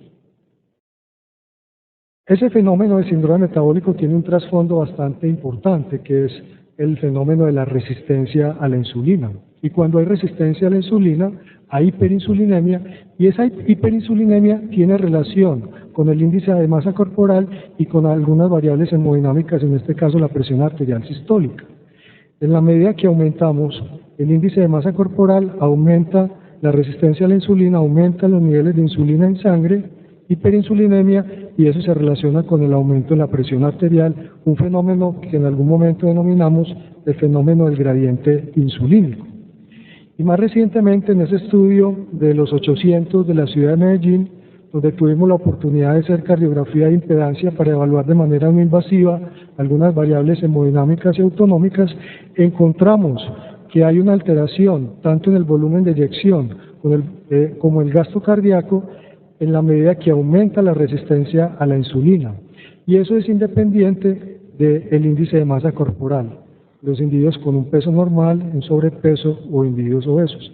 En este sentido estamos hablando que esa relación desde el punto de vista metabólico, resistencia a la insulina, tiene a su vez relación con alteración desde el punto de vista cardiovascular, alteraciones desde el punto de vista hemodinámico, que finalmente pueden entonces llevar al fenómeno de la cardiomiopatía diabética, vista en muchos pacientes ya en estadios más avanzados. El aumento en la masa ventricular posiblemente está relacionado con el aumento en la resistencia a la insulina, que a su vez lleva a un aumento de la actividad del sistema nervioso autónomo simpático, con el aumento de la presión arterial, básicamente por aumento en la resistencia vascular periférica, y también hay algunos mecanismos interesantes que explican el aumento de la masa miocárdica. Teniendo en cuenta que el último consenso intersociedades para definir la presencia de síndrome metabólico recomienda que cada región, cada país tenga los puntos de corte del perímetro de la cintura como criterio, uno de los criterios para definir la presencia de síndrome metabólico, en ese estudio también de la ciudad de Medellín tuvimos la oportunidad de establecer cuáles deberían ser esos puntos de corte del perímetro de la cintura que mejor discriminan la presencia o no de resistencia a la insulina. Y en ese estudio encontramos un perímetro de la cintura de 92 para los hombres y de las mujeres de 84. Entonces no es el valor de 90-80 que han recomendado, que es similar a los de los asiáticos, ni tampoco el de 102 y 90 al de los gringos, sino que estamos en un punto intermedio y estos son los valores que nosotros hemos recomendado como criterio para la presencia de síndrome metabólico como uno de los criterios en nuestra población. Es importante tener en cuenta entonces que ante este trasfondo de la resistencia a la insulina se acelera el fenómeno de la arteriosclerosis, dado fundamentalmente por ese predominio de las sustancias vasoconstrictoras, por la liberación de una gran cantidad de sustancias inflamatorias, y también hay un estado de trombosis que lleva entonces a que se presenten los diferentes eventos cardiovasculares y finalmente entonces la falla cardíaca. En un estudio que hicimos en la ciudad de Medellín, con las escuelas populares del deporte, pensamos en esa asociación que podría existir entre el estado nutricional y las capacidades físicas en los niños. En este trabajo pudimos evaluar alrededor de 12.000 niños y comparamos entonces el consumo de oxígeno, que es uno de los criterios más importantes para hablar de la condición cardiorrespiratoria o potencia aeróbica, la velocidad en 20 metros, el salto horizontal, que habla entonces de la potencia, el número de flexiones de codo, el número de abdominales en 30 segundos y a su vez también el equilibrio. Y una de las cosas interesantes que ya sí había sido descrito en otros estudios en otros lugares del mundo es que los niños con obesidad, clasificados como obesos o aún con sobrepeso, tienen un deterioro importante en todas esas capacidades físicas. Y si estamos diciendo que la condición cardiorrespiratoria, el consumo máximo de oxígeno, es un predictor importante de mortalidad por todas las causas y mortalidad cardiovascular, entonces de entrada ya desde la niñez vemos este deterioro en esas capacidades físicas que pueden entonces empeorar el pronóstico de estos niños. Y a su vez, algo que también había sido descrito en otros trabajos, pero no de esta forma, es que los niños desnutridos, que todavía los tenemos en esta parte del mundo, también pueden tener un deterioro en la velocidad, en el salto horizontal y en estas variables como el número de abdominales que se habla o que tiene relación con la resistencia a la fuerza.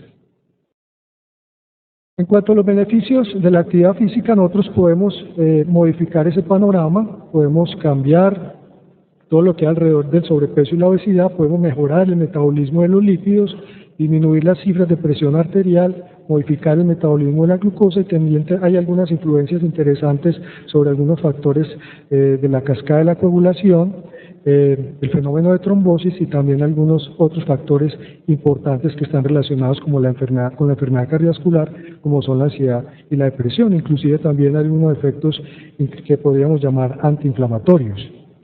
En cuanto al efecto de los lípidos, hay estudios, ensayos clínicos muy bien hechos, hay metaanálisis que demuestran que una actividad física moderada, alrededor del 50 al 80% del VO2 máximo, entre 3 a 5 veces por semana, puede tener un aumento de 4.6% del colesterol HDL. Y esta relación incrementa en la medida que se aumente el volumen de actividad.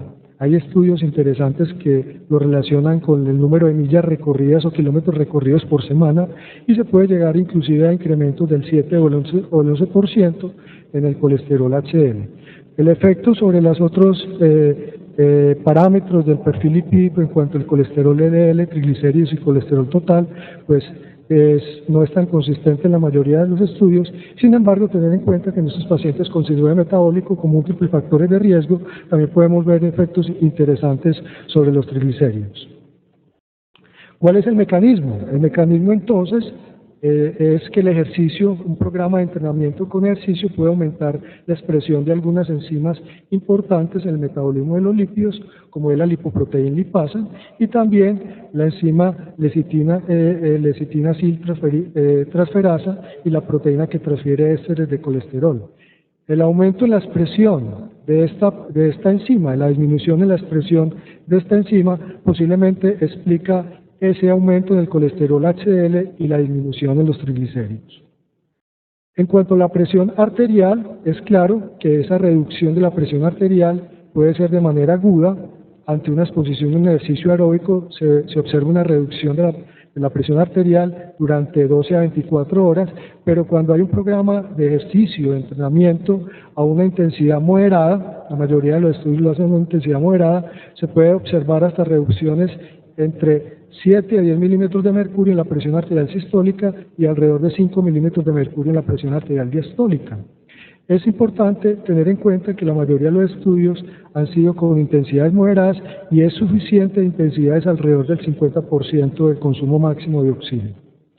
¿Cuál es el mecanismo? El ejercicio aumenta la expresión de la sintasa de óxido nítrico y ese aumento en la liberación de óxido nítrico es un importante vasodilatador, aumenta el GMP cíclico y explica entonces en gran medida el fenómeno de vasodilatación que puede explicar la reducción de la presión arterial producto del entrenamiento en pacientes que tienen hipertensión arterial. A su vez también se habla de otros mecanismos como son el aumento en la producción de prostaciclina, prostaglandina y 2. En este trabajo, que fue un ensayo clínico que hicimos en el municipio de Valparaíso para evaluar el efecto de una intervención de ejercicio y educación nutricional sobre el estado hemodinámico y autonómico en pacientes con síndrome metabólico, observamos algunas cosas interesantes. En el grupo de intervención, durante 12 semanas, el programa de ejercicio consistió básicamente en un programa de rumba alrededor de 45 minutos, 3 veces por semana, una intensidad moderada. Observamos una reducción en las cifras de presión arterial de 120 a 110 milímetros de mercurio, 10 milímetros de mercurio en promedio, en la diastólica alrededor de 6 milímetros de mercurio en promedio, y básicamente la explicación de esta reducción en las cifras de presión arterial están relacionadas con la reducción en la resistencia vascular periférica. Y otra de las adaptaciones interesantes en este grupo de intervención sometido a un programa de ejercicio es en indicadores de la actividad simpática. Se observa una disminución de la actividad del tono simpático dado por una disminución en la relación LF-HF del componente, de esos componentes del análisis espectral de la variabilidad de la frecuencia cardíaca.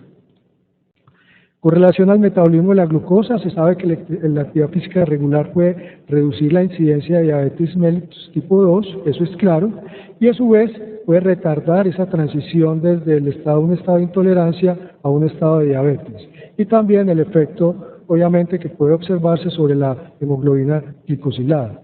Y es claro, en estudios epidemiológicos muy interesantes de cohorte, el estudio de profesionales de la salud de las enfermeras, se observó que las mujeres diabéticas que tenían un programa regular de ejercicio disminuía el riesgo de muerte por enfermedad cardiovascular. Entonces, hay suficiente evidencia para recomendar el ejercicio o que debe ser parte del tratamiento de los pacientes diabéticos y también en la prevención de la diabetes tipo 2. ¿Cuál es el mecanismo? El mecanismo básicamente es que la contracción muscular genera una serie de señales intracelulares en el músculo que facilita la expresión de los GLUT4. Ese es el mecanismo agudo. Con una actividad aguda se observa una disminución en los niveles de glucosa y básicamente esa es la explicación, el fenómeno de aumento de la expresión en los GLUT4.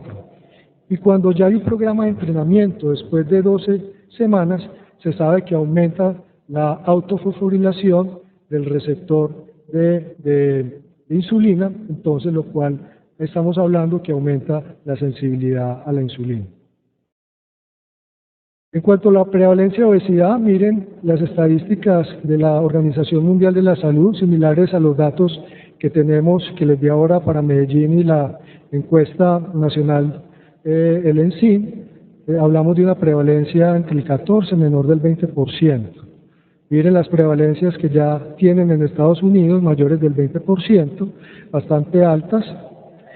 Y cuando evaluamos esto en un estudio, este es el estudio INTERHEART, que evalúa una serie de factores de riesgo para un primer infarto de miocardio. En él se obtuvieron los ORs, que habla de la fuerza de la asociación de cada uno de los factores de riesgo clásicos, y el riesgo atribuible poblacional, que depende tanto de la fuerza de la asociación del OR como de la prevalencia o la frecuencia de cada uno de esos factores en las diferentes poblaciones. Ese riesgo atribuible poblacional es una medida muy importante de salud pública porque marca la tendencia hacia cuál debe ser el factor que se debe intervenir. Y para Latinoamérica, y particularmente en Colombia, el factor que obtuvo el mayor riesgo atribuible poblacional es la relación cintura-cadera. Estamos diciendo entonces que la obesidad central posiblemente sea el factor más importante para intervenir como una medida de salud pública en Latinoamérica y en Colombia. Pasaron 10 años. Todo el paradigma alrededor de la grasa, donde se hablaba también de su efecto o del punto de vista endocrino, la producción de una gran cantidad de sustancias que viajaban a diferentes órganos y tenían diferentes efectos. Las guías actuales con relación al tratamiento del sobrepeso y la obesidad, desafortunadamente también se enfocan fundamentalmente en la pérdida de peso. Y esa es la recomendación a todo paciente que va a la consulta que tiene lo que lo calificamos como sobrepeso o obesidad, esa es la recomendación. Inclusive las guías americanas del año pasado, del 2013, ese es el foco del caballito de batalla con relación al tratamiento del sobrepeso y la obesidad. Sin embargo, hay algunas cosas interesantes. El Colegio Americano recomienda o hace algunas recomendaciones en cuanto a la actividad física del paciente con sobrepeso y obesidad, tanto para prevenir la ganancia de peso, para perder peso, para mantener esa pérdida de peso. Plantea cómo el ejercicio y la dieta posiblemente llevan a una mayor pérdida de peso, pero también de una manera tímida empieza a hablar de la importancia de la fuerza, también el entrenamiento de la fuerza como un mecanismo, pero fundamentalmente también cuyo objetivo es perder peso. Y plantean cómo la fuerza puede ayudar en cierta medida a ganar o mantener la masa muscular, la masa magra, que posiblemente sea una de las cosas más interesantes y que va a llevar a cambios en el futuro por alguna de las observaciones que estamos viendo. Hay algunas paradojas con relación al fenómeno de la obesidad, y eso es un concepto relativamente reciente donde una paradoja es definida como una idea extraña opuesta a la común opinión de las personas. Y la paradoja clásica plantea que en pacientes que ya tienen enfermedad cardiovascular o que tienen una enfermedad crónica, el estar en sobrepeso o en obesidad le confiere cierto factor protector. Eso es paradójico, ¿cierto? Esa es la paradoja clásica y esto ha llevado pues a discusiones en el mundo, es un concepto reciente, lo cual nos lleva o nos plantea si realmente el objetivo en un paciente que ya tiene una enfermedad cardiovascular, tiene un bypass o tiene una enfermedad coronaria con stent, realmente el objetivo, si hay un sobrepeso, una obesidad, el objetivo primario sea la disminución de peso. Otra de las paradojas es que en población general, sin enfermedad cardiovascular, en algunos estudios poblacionales en el mundo, estudios de 900.000 adultos, y así hay en varios estudios poblacionales en diferentes países, también muestra que individuos que tienen o están calificados en sobrepeso entre 25 y 29,9 tienen también el menor riesgo con relación a los otros dos extremos de la curva, que es el concepto de preobesidad. Y otra paradoja que es bastante interesante es el obeso pero acondicionado. Vemos individuos que son obesos, que tienen una buena condición física, inclusive tienen un menor riesgo de muerte global y por enfermedad cardiovascular que el individuo que no es obeso, pero que está desacondicionado. Entonces ese es otro concepto también importante que nos lleva a replantear si el objetivo 1A en un paciente con sobrepeso u obesidad es perder peso. Y que ustedes lo han visto, el paciente, pero realmente el luchador de sumo, ¿qué creen ustedes? ¿Cómo será su perfil desde el punto de vista metabólico? Se someten a unas jornadas de entrenamiento bastante exigentes, pero aparte, desde el punto de vista cultural, tienen un programa de alimentación también bastante estricto. El tener un aumento en la masa corporal es clave en cuanto al deporte para poder obtener un buen resultado. Pero una de las cosas interesantes que se ha observado es que estos individuos, desde el punto de vista metabólico, tienen un perfil saludable. Y ustedes lo ven, en la consulta permanentemente tenemos la persona obesa, que uno imagina que tiene los triglicéridos en las nubes, que tiene alteraciones en la glicemia y tiene un perfil metabólico normal. En ese individuo también debe uno decirle baje de peso, modifique el peso. Esos son planteamientos que nos hemos hecho al interior del posgrado. En ese sentido, uno debería, cuando está enfrente de un paciente con obesidad, sobrepeso, pensar o en evaluar algunas otras cosas. Lo primero, y lo dicen las guías, es, bueno, ¿qué comorbilidades tiene? ¿Cuál es la composición corporal? La masa es expensa de tejido grasa, o aparte de eso tiene muy buena masa muscular. Y el otro punto que es trascendental es, bueno, ¿cuál es su capacidad física? No es lo mismo que tenga una buena capacidad física un individuo obeso que no tiene una buena capacidad física. Y hemos planteado que posiblemente existen diferentes fenotipos. El individuo de la paradoja clásica, que es obeso, que tiene enfermedad crónica, el individuo que es obeso pero que tiene un metabólico saludable, el individuo que es obeso, que tiene una buena condición física, el individuo que tiene sobrepeso pero no tiene una enfermedad crónica, y el individuo que tiene un índice de masa corporal normal, que son los estudiantes que nos están entrando a la universidad, un índice de masa corporal normal, pero que tiene una gran cantidad de grasa visceral y que posiblemente muchos de ellos no tienen un perfil metabólico desfavorable. Entonces el enfoque o el tratamiento de cada una de estas condiciones o estos fenotipos debería ser diferente. Y en ese sentido, pensamos que más allá de perder peso, que es el caballito de batalla para todos nosotros, el objetivo número 1 debe ser mejorar la condición física, por el valor pronóstico que tiene, que ya les mencioné en cuanto a mortalidad total y por enfermedad cardiovascular. El segundo objetivo debe ser modificar la distribución de grasa regional, o sea, disminuir la grasa visceral, cambiar la composición y el metabolismo muscular, y un punto fundamental que lo estamos replanteando en cuanto a cómo debería ser ese entrenamiento para realmente mantener o aumentar la masa muscular de ese individuo. Había una observación que nos llamó la atención de uno de los nutricionistas que trabaja con nosotros en el grupo de investigación. Él veía que las personas con estas alteraciones metabólicas o con diabetes tipo 2 les veía muy poquita masa muscular en el músculo.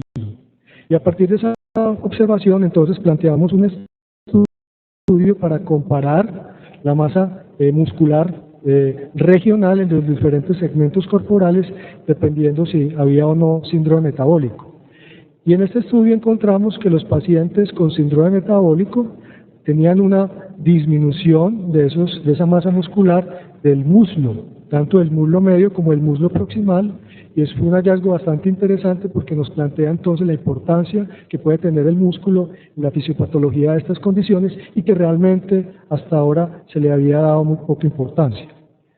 Y también han aparecido estudios de cohorte muy interesantes donde se plantea que tener un perímetro del muslo alrededor de los 55 centímetros es un factor protector. Si se tiene más de 55 centímetros de un perímetro del muslo, el muslo proximal, es un factor protector, y miren cómo tenerlo menor, tanto en hombres como mujeres, se convierte en un factor de riesgo para enfermedad cardiovascular.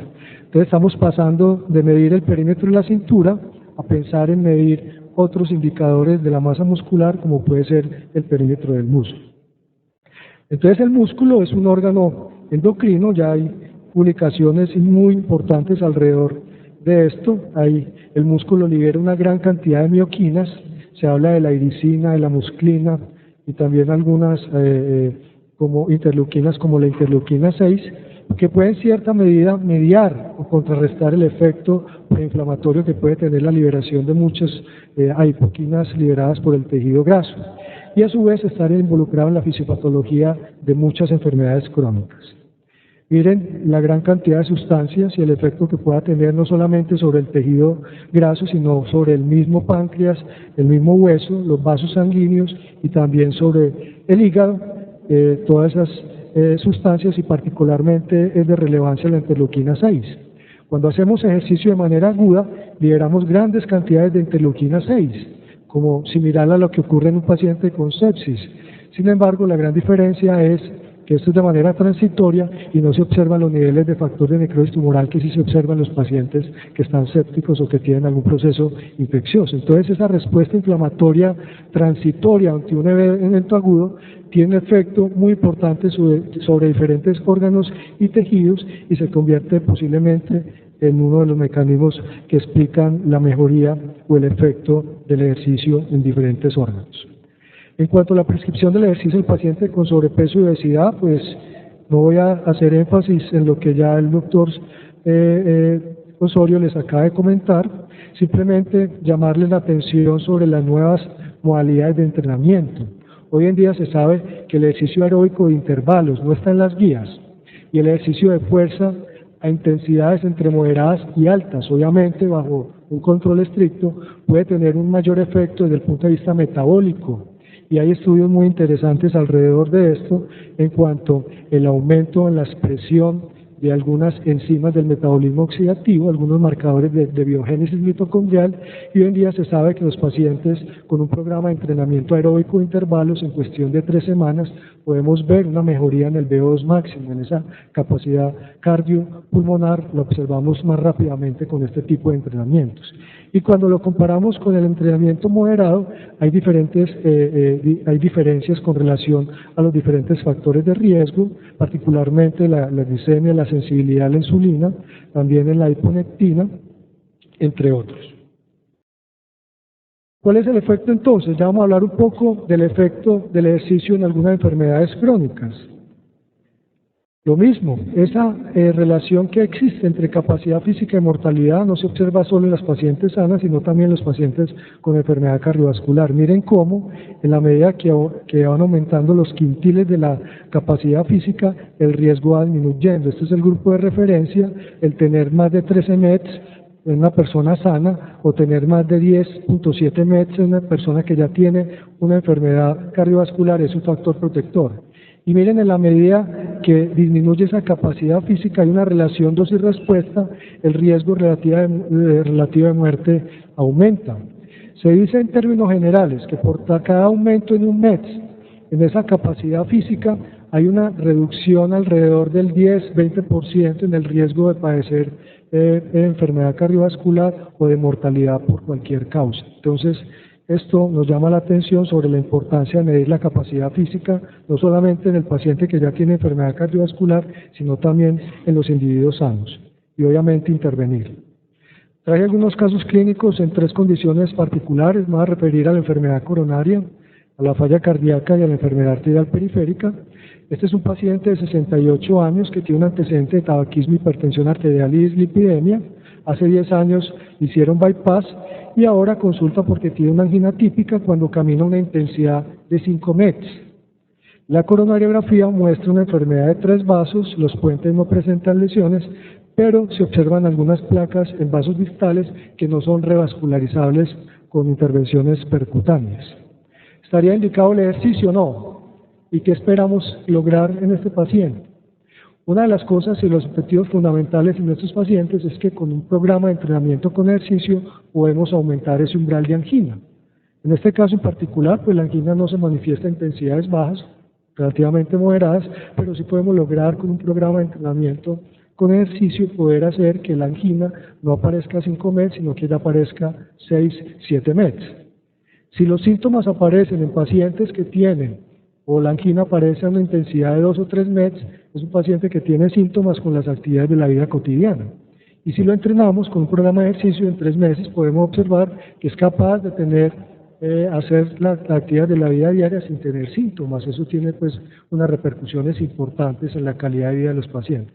Pero ¿qué pasa? ¿Cuántos creen ustedes de los pacientes que tienen diagnóstico de enfermedad coronaria que tienen la posibilidad de acceder a un programa de rehabilitación cardíaca o a un programa de ejercicio monitorizado?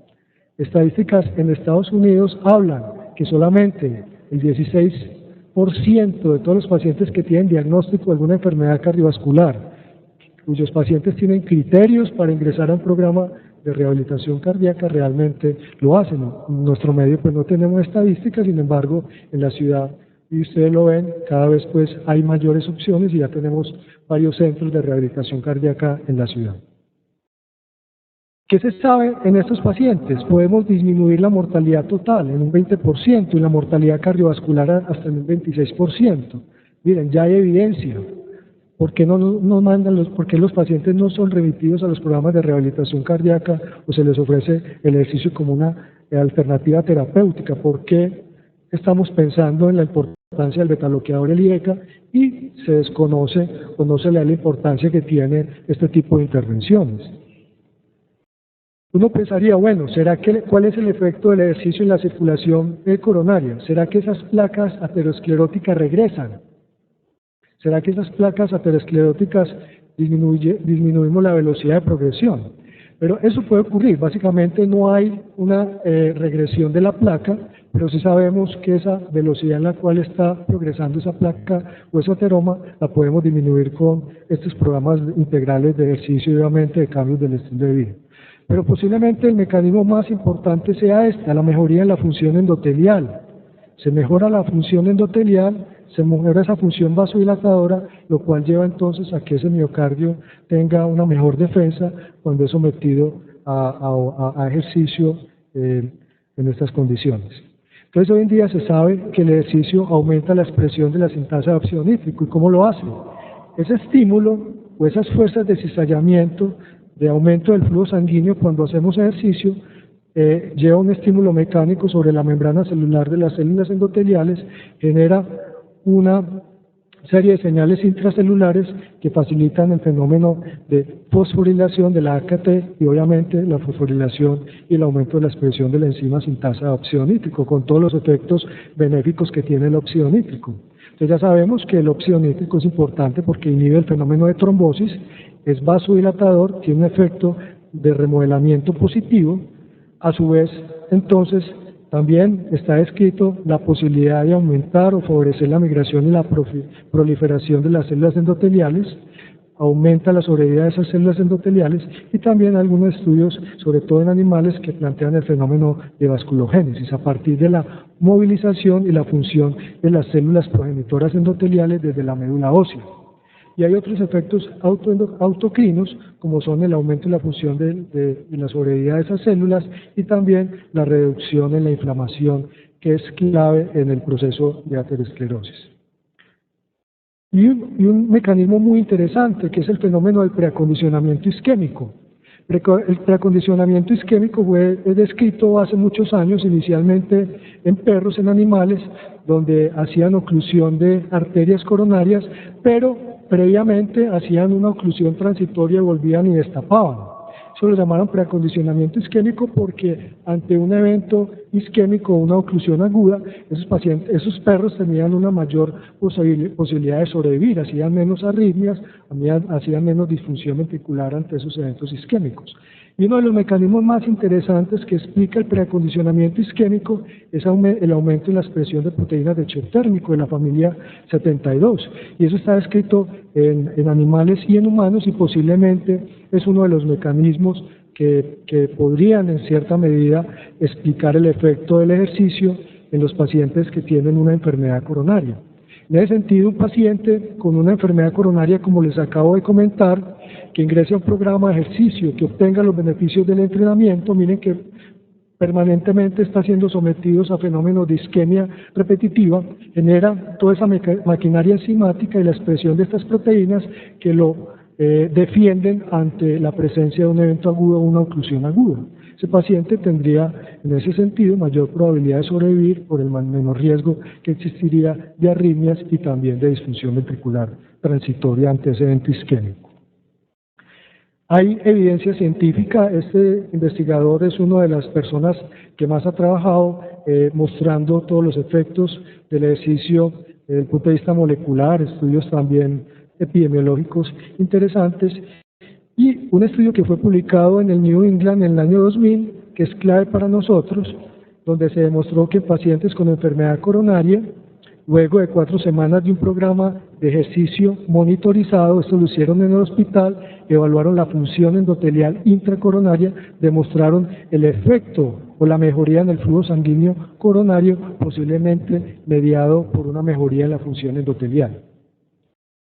Este otro trabajo, en pacientes también del mismo autor, en pacientes con enfermedad coronaria estable, con compromiso de vasos diferentes al tronco y a la descendente anterior, cuando son sometidos a programas de ejercicio, que es una conducta que uno podría hacer, les va mejor a 12 meses en cuanto a la sobrevida libre de eventos cuando se hace un programa de ejercicio en estos pacientes y se compara cuando se les hace solamente la angioplastia.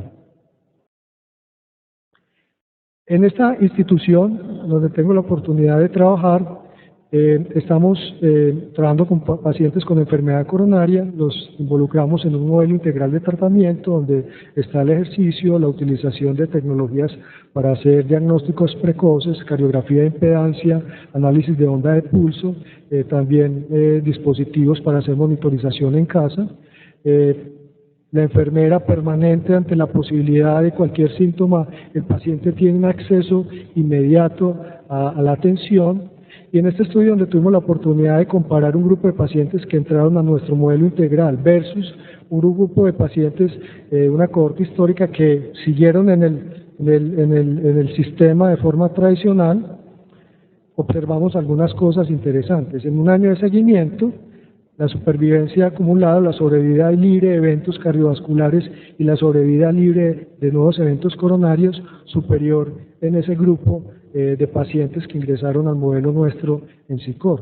Esto nos plantea entonces la necesidad de instaurar intervenciones integrales mucho más amplias que hayan sido demostradas que tienen efectos en el mundo a partir de el cuidado del paciente crónico con enfermedad cardiovascular en centros, en casas especializadas por fuera del ambiente hospitalario, con el fin entonces de mejorar muchas condiciones, la calidad de vida, y esto tiene pues un impacto importante desde el punto de vista de costos para el sistema de salud.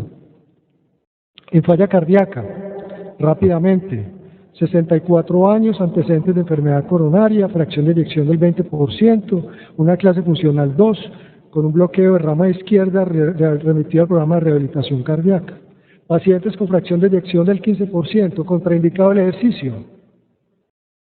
Hoy en día, el ejercicio hace parte del tratamiento integral de los pacientes con falla cardíaca. La fracción de eyección no es un factor limitante para que los pacientes entren a un programa de rehabilitación cardíaca, ni tampoco la edad, como ahorita preguntaban por el chat algunas de las personas que nos está viendo. Tiene indicación, es fundamental que estos pacientes entren, y así como hay evidencia del efecto en la mortalidad de los betabloqueadores, de los IECAS, de la espironolactona, también hay evidencia del ejercicio. En este trabajo, donde pudimos evaluar el antes y el después de un programa de rehabilitación cardíaca, estos pacientes mejoraron la distancia recorrida en un test de 6 minutos, mejoraron su consumo máximo de oxígeno, miren, de 26.4 a 34.5 mililitros kilo minuto. Esto tiene repercusiones importantes en la calidad de vida. Básicamente, las adaptaciones se explican por mejoría desde el punto de vista periférico, aumento en el metabolismo, mejoría en el metabolismo oxidativo, músculo, vasos sanguíneos, pero una de las cosas interesantes es que el ejercicio también puede aumentar la fracción de eyección. Miren un incremento desde 32 hasta 38% en este grupo de pacientes. Y esto es bastante interesante porque programas de ejercicio de intervalos. ¿Quién pensaría que esos protocolos de intervalos, intensidades altas por lapsos cortos, fueron uno de los grupos de pacientes que inicialmente se aplicaron con pacientes con falla cardíaca? Y ese tipo de programas han mostrado un efecto antirremodelamiento, disminuye el tamaño de las cavidades ventriculares tanto en sístole como en diástole, y se ve un aumento en la fracción de eyección, hablando pues de adaptación desde el punto de vista central. ¿Por qué no van esos pacientes a los programas de rehabilitación cardíaca a pesar de toda esta evidencia que tenemos? Y miren, metaanálisis muestran una mayor sobrevida en el grupo de pacientes con falla cardíaca que han ingresado a programas de ejercicio, ¿cierto? Pero desafortunadamente, pues es una de las labores que tenemos como especialidad, de dar a conocer todos estos estudios, y hay suficiente evidencia que demuestra entonces la importancia que tiene el ejercicio en el tratamiento de muchas enfermedades cardiovasculares. Y en cuanto a enfermedad arterial periférica, 62 años, antecedente de tabaquismo, hipertensión arterial, tiene claudicación intermitente a 100 metros, con un índice tobillo-brazo de 0.86 y un dúplex arterial con una obstrucción femoropoplitea de la extremidad inferior derecha. La indicación de este paciente sería mandarlo a un procedimiento de revascularización percutánea, ¿cierto? Realmente, en estos pacientes, la intervención que tiene un nivel de evidencia alto y cuyas recomendaciones, uno, es el ejercicio, es el tratamiento fundamental en estos pacientes. Y se recomienda que esos programas de ejercicio sean supervisados. La evidencia es con programas alrededor de 30 a 45 minutos, 3 veces por semana, alrededor de 3 meses. Y la mejoría es dramática, aumentos entre el 100 y el 150% en la distancia máxima de caminata. Esto tiene repercusiones importantes en la calidad de vida de los pacientes. Sin embargo, una de las cosas es que esto genera dolor, por eso el paciente no lo hace, pero cuando es supervisado y dosificado de manera adecuada, estos pacientes progresivamente van avanzando. Y obviamente que la prescripción en este caso no es por frecuencia cardíaca ni por los parámetros de intensidad que el doctor Osorio ahora les presentó. Básicamente, la intensidad está dada por el dolor. Entonces uno busca una intensidad que el paciente sea capaz de tolerar alrededor de 6-7 minutos, hasta que no sea capaz, descansa, desaparece el dolor y vuelve otra vez y arranca. Y este tipo de intervenciones entonces es lo que nos va a permitir en esas 4 semanas poder mejorar la distancia máxima de caminata, y ninguna de las otras intervenciones, ni la angioplastia, ni la cirugía, ni la farmacoterapia tiene el efecto que tiene el ejercicio, específicamente en estos pacientes que son Fontaine, básicamente 2A, 2B, que es la clasificación en donde está indicado el ejercicio. ¿Cuáles son los efectos o los mecanismos que lo explican? Lo mismo, las mismas adaptaciones, el aumento de la expresión de la sintasa de óxido nítrico, el aumento de la producción de prostaciclina, lo que habla de una mejoría en la función endotelial, es la principal adaptación. Estos pacientes, después del programa de ejercicio, no les mejora el índice tobillo-brazo. Básicamente porque las adaptaciones son más periféricas, no tienen efecto directo sobre la obstrucción de esas arterias grandes o esos vasos sanguíneos, sino que las adaptaciones son fundamentalmente vasculares y obviamente sobre el músculo, que hace que el paciente tolere mejor esos episodios de isquemia y reperfusión repetitivos y que tenga una mayor capacidad de trabajo o de tolerancia a la caminata. Reduce la inflamación, se habla en algunos estudios, sobre todo en animales, de posible fenómeno de angiogénesis vascular, producto del ejercicio. También la mejoría en el metabolismo muscular, que se evidencia por la disminución de la acilcarnitina en sangre. Cuando hay alteración desde el punto de vista del metabolismo oxidativo, aumentan los niveles de acilcarnitina en sangre, pero en el entrenamiento con ejercicio mejora ese metabolismo y se disminuyen los niveles de acilcarnitina en sangre. Y lo otro es también sobre la hemorreología, disminución de la viscosidad sanguínea y obviamente también todo el efecto que ya les había mencionado, el efecto antitrombótico que tiene el ejercicio y también la disminución en algunos factores de la coagulación. El ejercicio un programa de entrenamiento produce una disminución de algunos de los factores de la coagulación como el fibrinógeno, el factor 7, y eso es muy importante también tenerlo en cuenta. Bueno, como conclusión, tienen el ejercicio como una herramienta no solamente de la prevención de la enfermedad cardiovascular, sino también en el tratamiento de diferentes enfermedades cardiovasculares y yo diría que también en diferentes enfermedades crónicas. Hoy en día hay evidencia en el tratamiento de enfermedades crónicas reumatológica, la fibromialgia, entonces realmente es una herramienta terapéutica que en cierta medida ha sido subutilizada a pesar de la evidencia científica contundente que existe actualmente en el mundo. Les recomiendo nuestro libro, una publicación nuestra, un esfuerzo de todos los profesores del posgrado, donde van a encontrar muchos de los temas que mencionamos el día de hoy. Muchas gracias.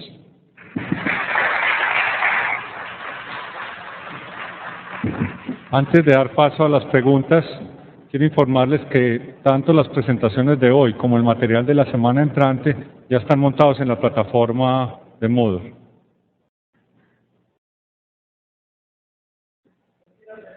¿Preguntas?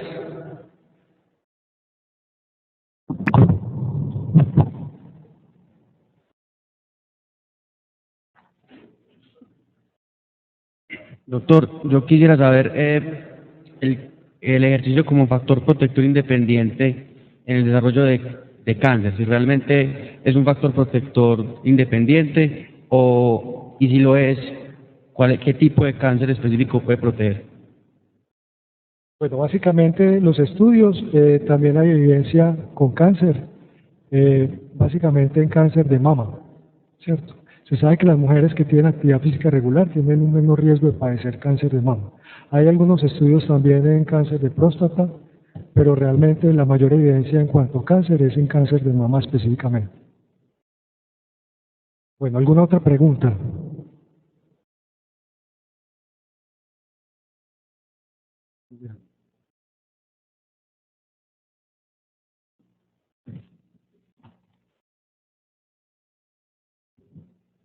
¿Cuál es la medida divisoria entre medicina física, rehabilitación y deportología para tratar pacientes de neurología?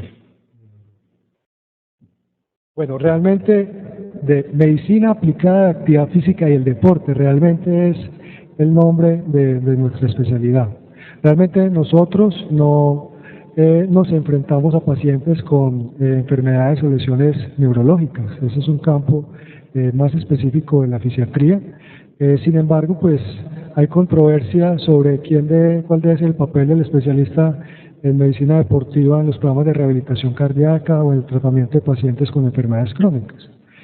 Está la herramienta, yo pienso que nosotros somos expertos en el control del ejercicio y en la prescripción del ejercicio y es una herramienta desde el punto de vista terapéutico que la podemos ofrecer. De hecho, lo hacemos y no solamente trabajamos en pacientes con enfermedades cardiovasculares, sino también con pacientes con enfermedades inflamatorias, insuficiencia renal crónica, pacientes con enfermedad pulmonar obstructiva crónica, ¿cierto? Entonces, si bien es un campo y siempre nos han relacionado fundamentalmente con el deporte de alto rendimiento y en particular con el fútbol, es un área de desarrollo bastante interesante en el mundo y en nuestra especialidad en particular, nuestra aquí en la Universidad de Antioquia, hemos desarrollado pues y muchos de nuestros especialistas están trabajando en esas áreas, específicamente las enfermedades crónicas, y también tenemos pues investigación alrededor del tratamiento de esas enfermedades a partir del ejercicio.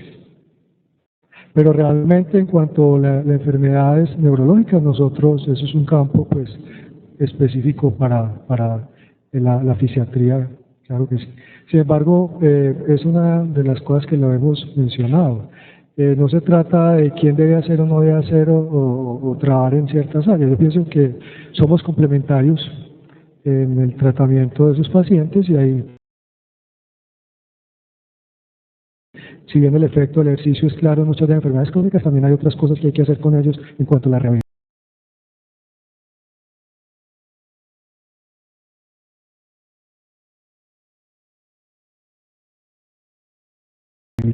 Bueno, una pregunta, ¿qué opinas de esa acumulación físico, aumento de masa muscular? Primero, no hay evidencia o como un programa de actividad física cuyo objetivo sea la salud, de hacer la suplementación con nutricional o utilizar alguna otra ayuda desde el punto de vista ergogénico. Realmente no lo hacemos, no se debe hacer, ¿cierto? A no ser pues que haya alguna evidencia de algún déficit en particular, pero con fines de salud no se recomienda porque en sí los requerimientos de proteínas se satisfacen con una dieta adecuada, ¿cierto? Ahora, viene el problema. Cuando van a los centros de acondicionamiento, empiezan a ofrecerles que la creatina, la carnitina, y no está de más también de forma descarada la utilización de esteroides anabólicos. Personas que van a un gimnasio cuyo objetivo es la salud y empezamos a hablar de que están recomendándoles este tipo de alternativas, con todos los riesgos que esto trae. Ustedes saben, la utilización de esteroides anabólicos aumenta la masa muscular, claro, ¿cierto? Pero aparte de eso, el efecto sobre la presión arterial, el perfil lipídico, y es un factor de riesgo clave para enfermedad coronaria, enfermedad cardiovascular. Conocen de la historia de muchos atletas que utilizaron esteroides anabólicos y que han muerto de manera súbita por enfermedad coronaria. Y también se conocen los casos de cáncer de próstata, posiblemente relacionados con la utilización de esteroides anabólicos. Entonces, es contradictorio. Si estamos pensando en un programa de ejercicio cuyo objetivo es la salud, pensar en hacer alguna suplementación. ¿Cuál sería el objetivo? Realmente no existe y no lo recomendamos como parte de un programa de ejercicio cuyo objetivo sea la salud. No hay evidencia, o sea, eso que me están mencionando ahora, hay evidencia de la cafeína, hay evidencia de la carnitina, de la creatina, básicamente de la creatina y de la cafeína. Lo utilizamos en algunos deportes, en algunas modalidades deportivas, básicamente en fútbol. En alguna época tuvimos la oportunidad de utilizar la creatina. La creatina en ese tipo de deportes que son intermitentes, se sabe que cuando suplementamos con creatina, el individuo tiene una mayor capacidad de hacer esos esfuerzos repetitivos como en el fútbol. Claro que si tiene una deficiencia de creatina, pero si no tiene la deficiencia de creatina, realmente el efecto no lo observamos. Y también la cafeína también es una ayuda ergogénica, también la utilizamos en algunos tipos de deportes, no es considerada doping, anteriormente era considerada doping dependiendo de las concentraciones de la orina, tiene algunos efectos interesantes. Sin embargo, también estamos viendo el problema de la utilización de las bebidas con alto contenido de cafeína, el Red Bull y todas estas bebidas relacionadas con la actividad física. Y hay estudios interesantes recientes de cómo estos niveles de cafeína, estas concentraciones que tienen estas bebidas energéticas, llamadas así, energéticas mal llamadas, este tipo de bebidas puede alterar la circulación del flujo sanguíneo coronario. Entonces piensen en un paciente que tiene una enfermedad coronaria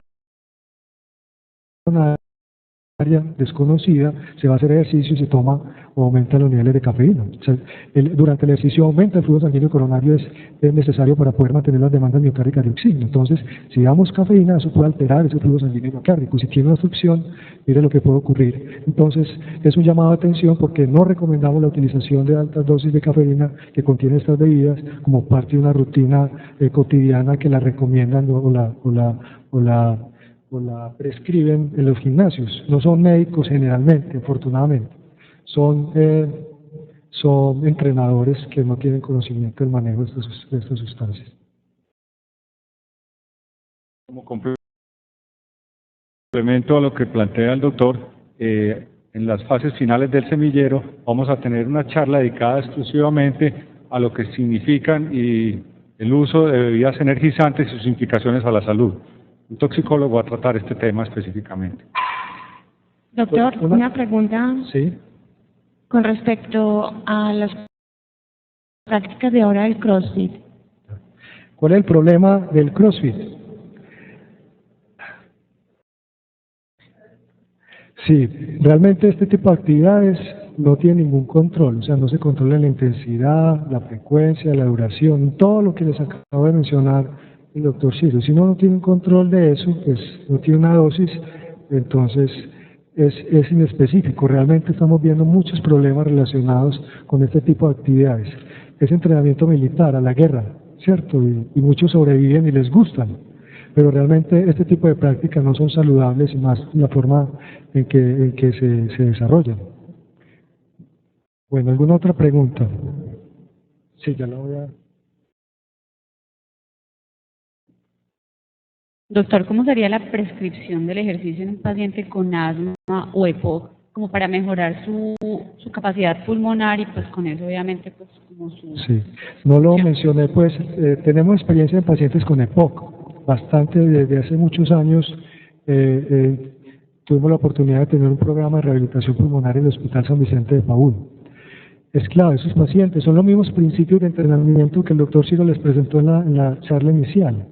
Obviamente que en ellos empezamos con intensidades muy bajas, ¿cierto? Dependiendo de la condición física de cada paciente, y vamos progresando. Lo hacemos, pues eso depende también de la condición de cada paciente, de las preferencias, pero igual puede ser caminando. Los programas de rehabilitación pulmonar lo hacemos en banda rodante, calculamos la capacidad máxima que tiene ese individuo en particular y miramos una intensidad moderada para poderlo prescribir y mantenerlo esa intensidad. Se sabe que los pacientes con EPOC que tienen desaturación durante el ejercicio se les debe suministrar oxígeno para que hagan el ejercicio. Entonces eso es una recomendación clave. Si hay evidencia de desaturación, lo hacemos. Y hay estudios, hay ensayos clínicos muy interesantes que demuestran que pacientes con EPOC, independientes si se desaturan o no, se les debe suplementar el oxígeno durante el ejercicio, porque eso les permite tolerar mayores intensidades y lograr mejores adaptaciones a más corto plazo. Entonces, todo lo mismo, también trabajamos en ellos, trabajamos la parte de la condición cardiopulmonar, trabajamos la fuerza o la condición muscular, también mejoramos la composición corporal y mejoramos también el control neuromotor, el equilibrio, y todo esto es importante en nuestros pacientes que generalmente son pacientes de edad y obviamente esto tiene un impacto importante sobre el riesgo de fracturas. Miren, cuando un paciente anciano tiene una fractura, la mortalidad que tiene, entonces eso hay que hacerlo como parte también del programa Un Paciente con EPOC. Bueno, me hacen una pregunta por el chat, ¿que dónde pueden conseguir el libro? El libro es editado por la CIP, entonces en cualquiera de las librerías donde están los libros de la CIP lo van a encontrar. En Ciudad Universitaria, en la librería de Ciudad Universitaria lo encuentran. Y también dentro de los archivos que les mandamos, pues les mandamos un PDF con el resumen de cada uno de los capítulos. Para antojarlos, espero pues que lo compren y realmente es una buena oportunidad. Bueno, muchas gracias. Buena semana a todos.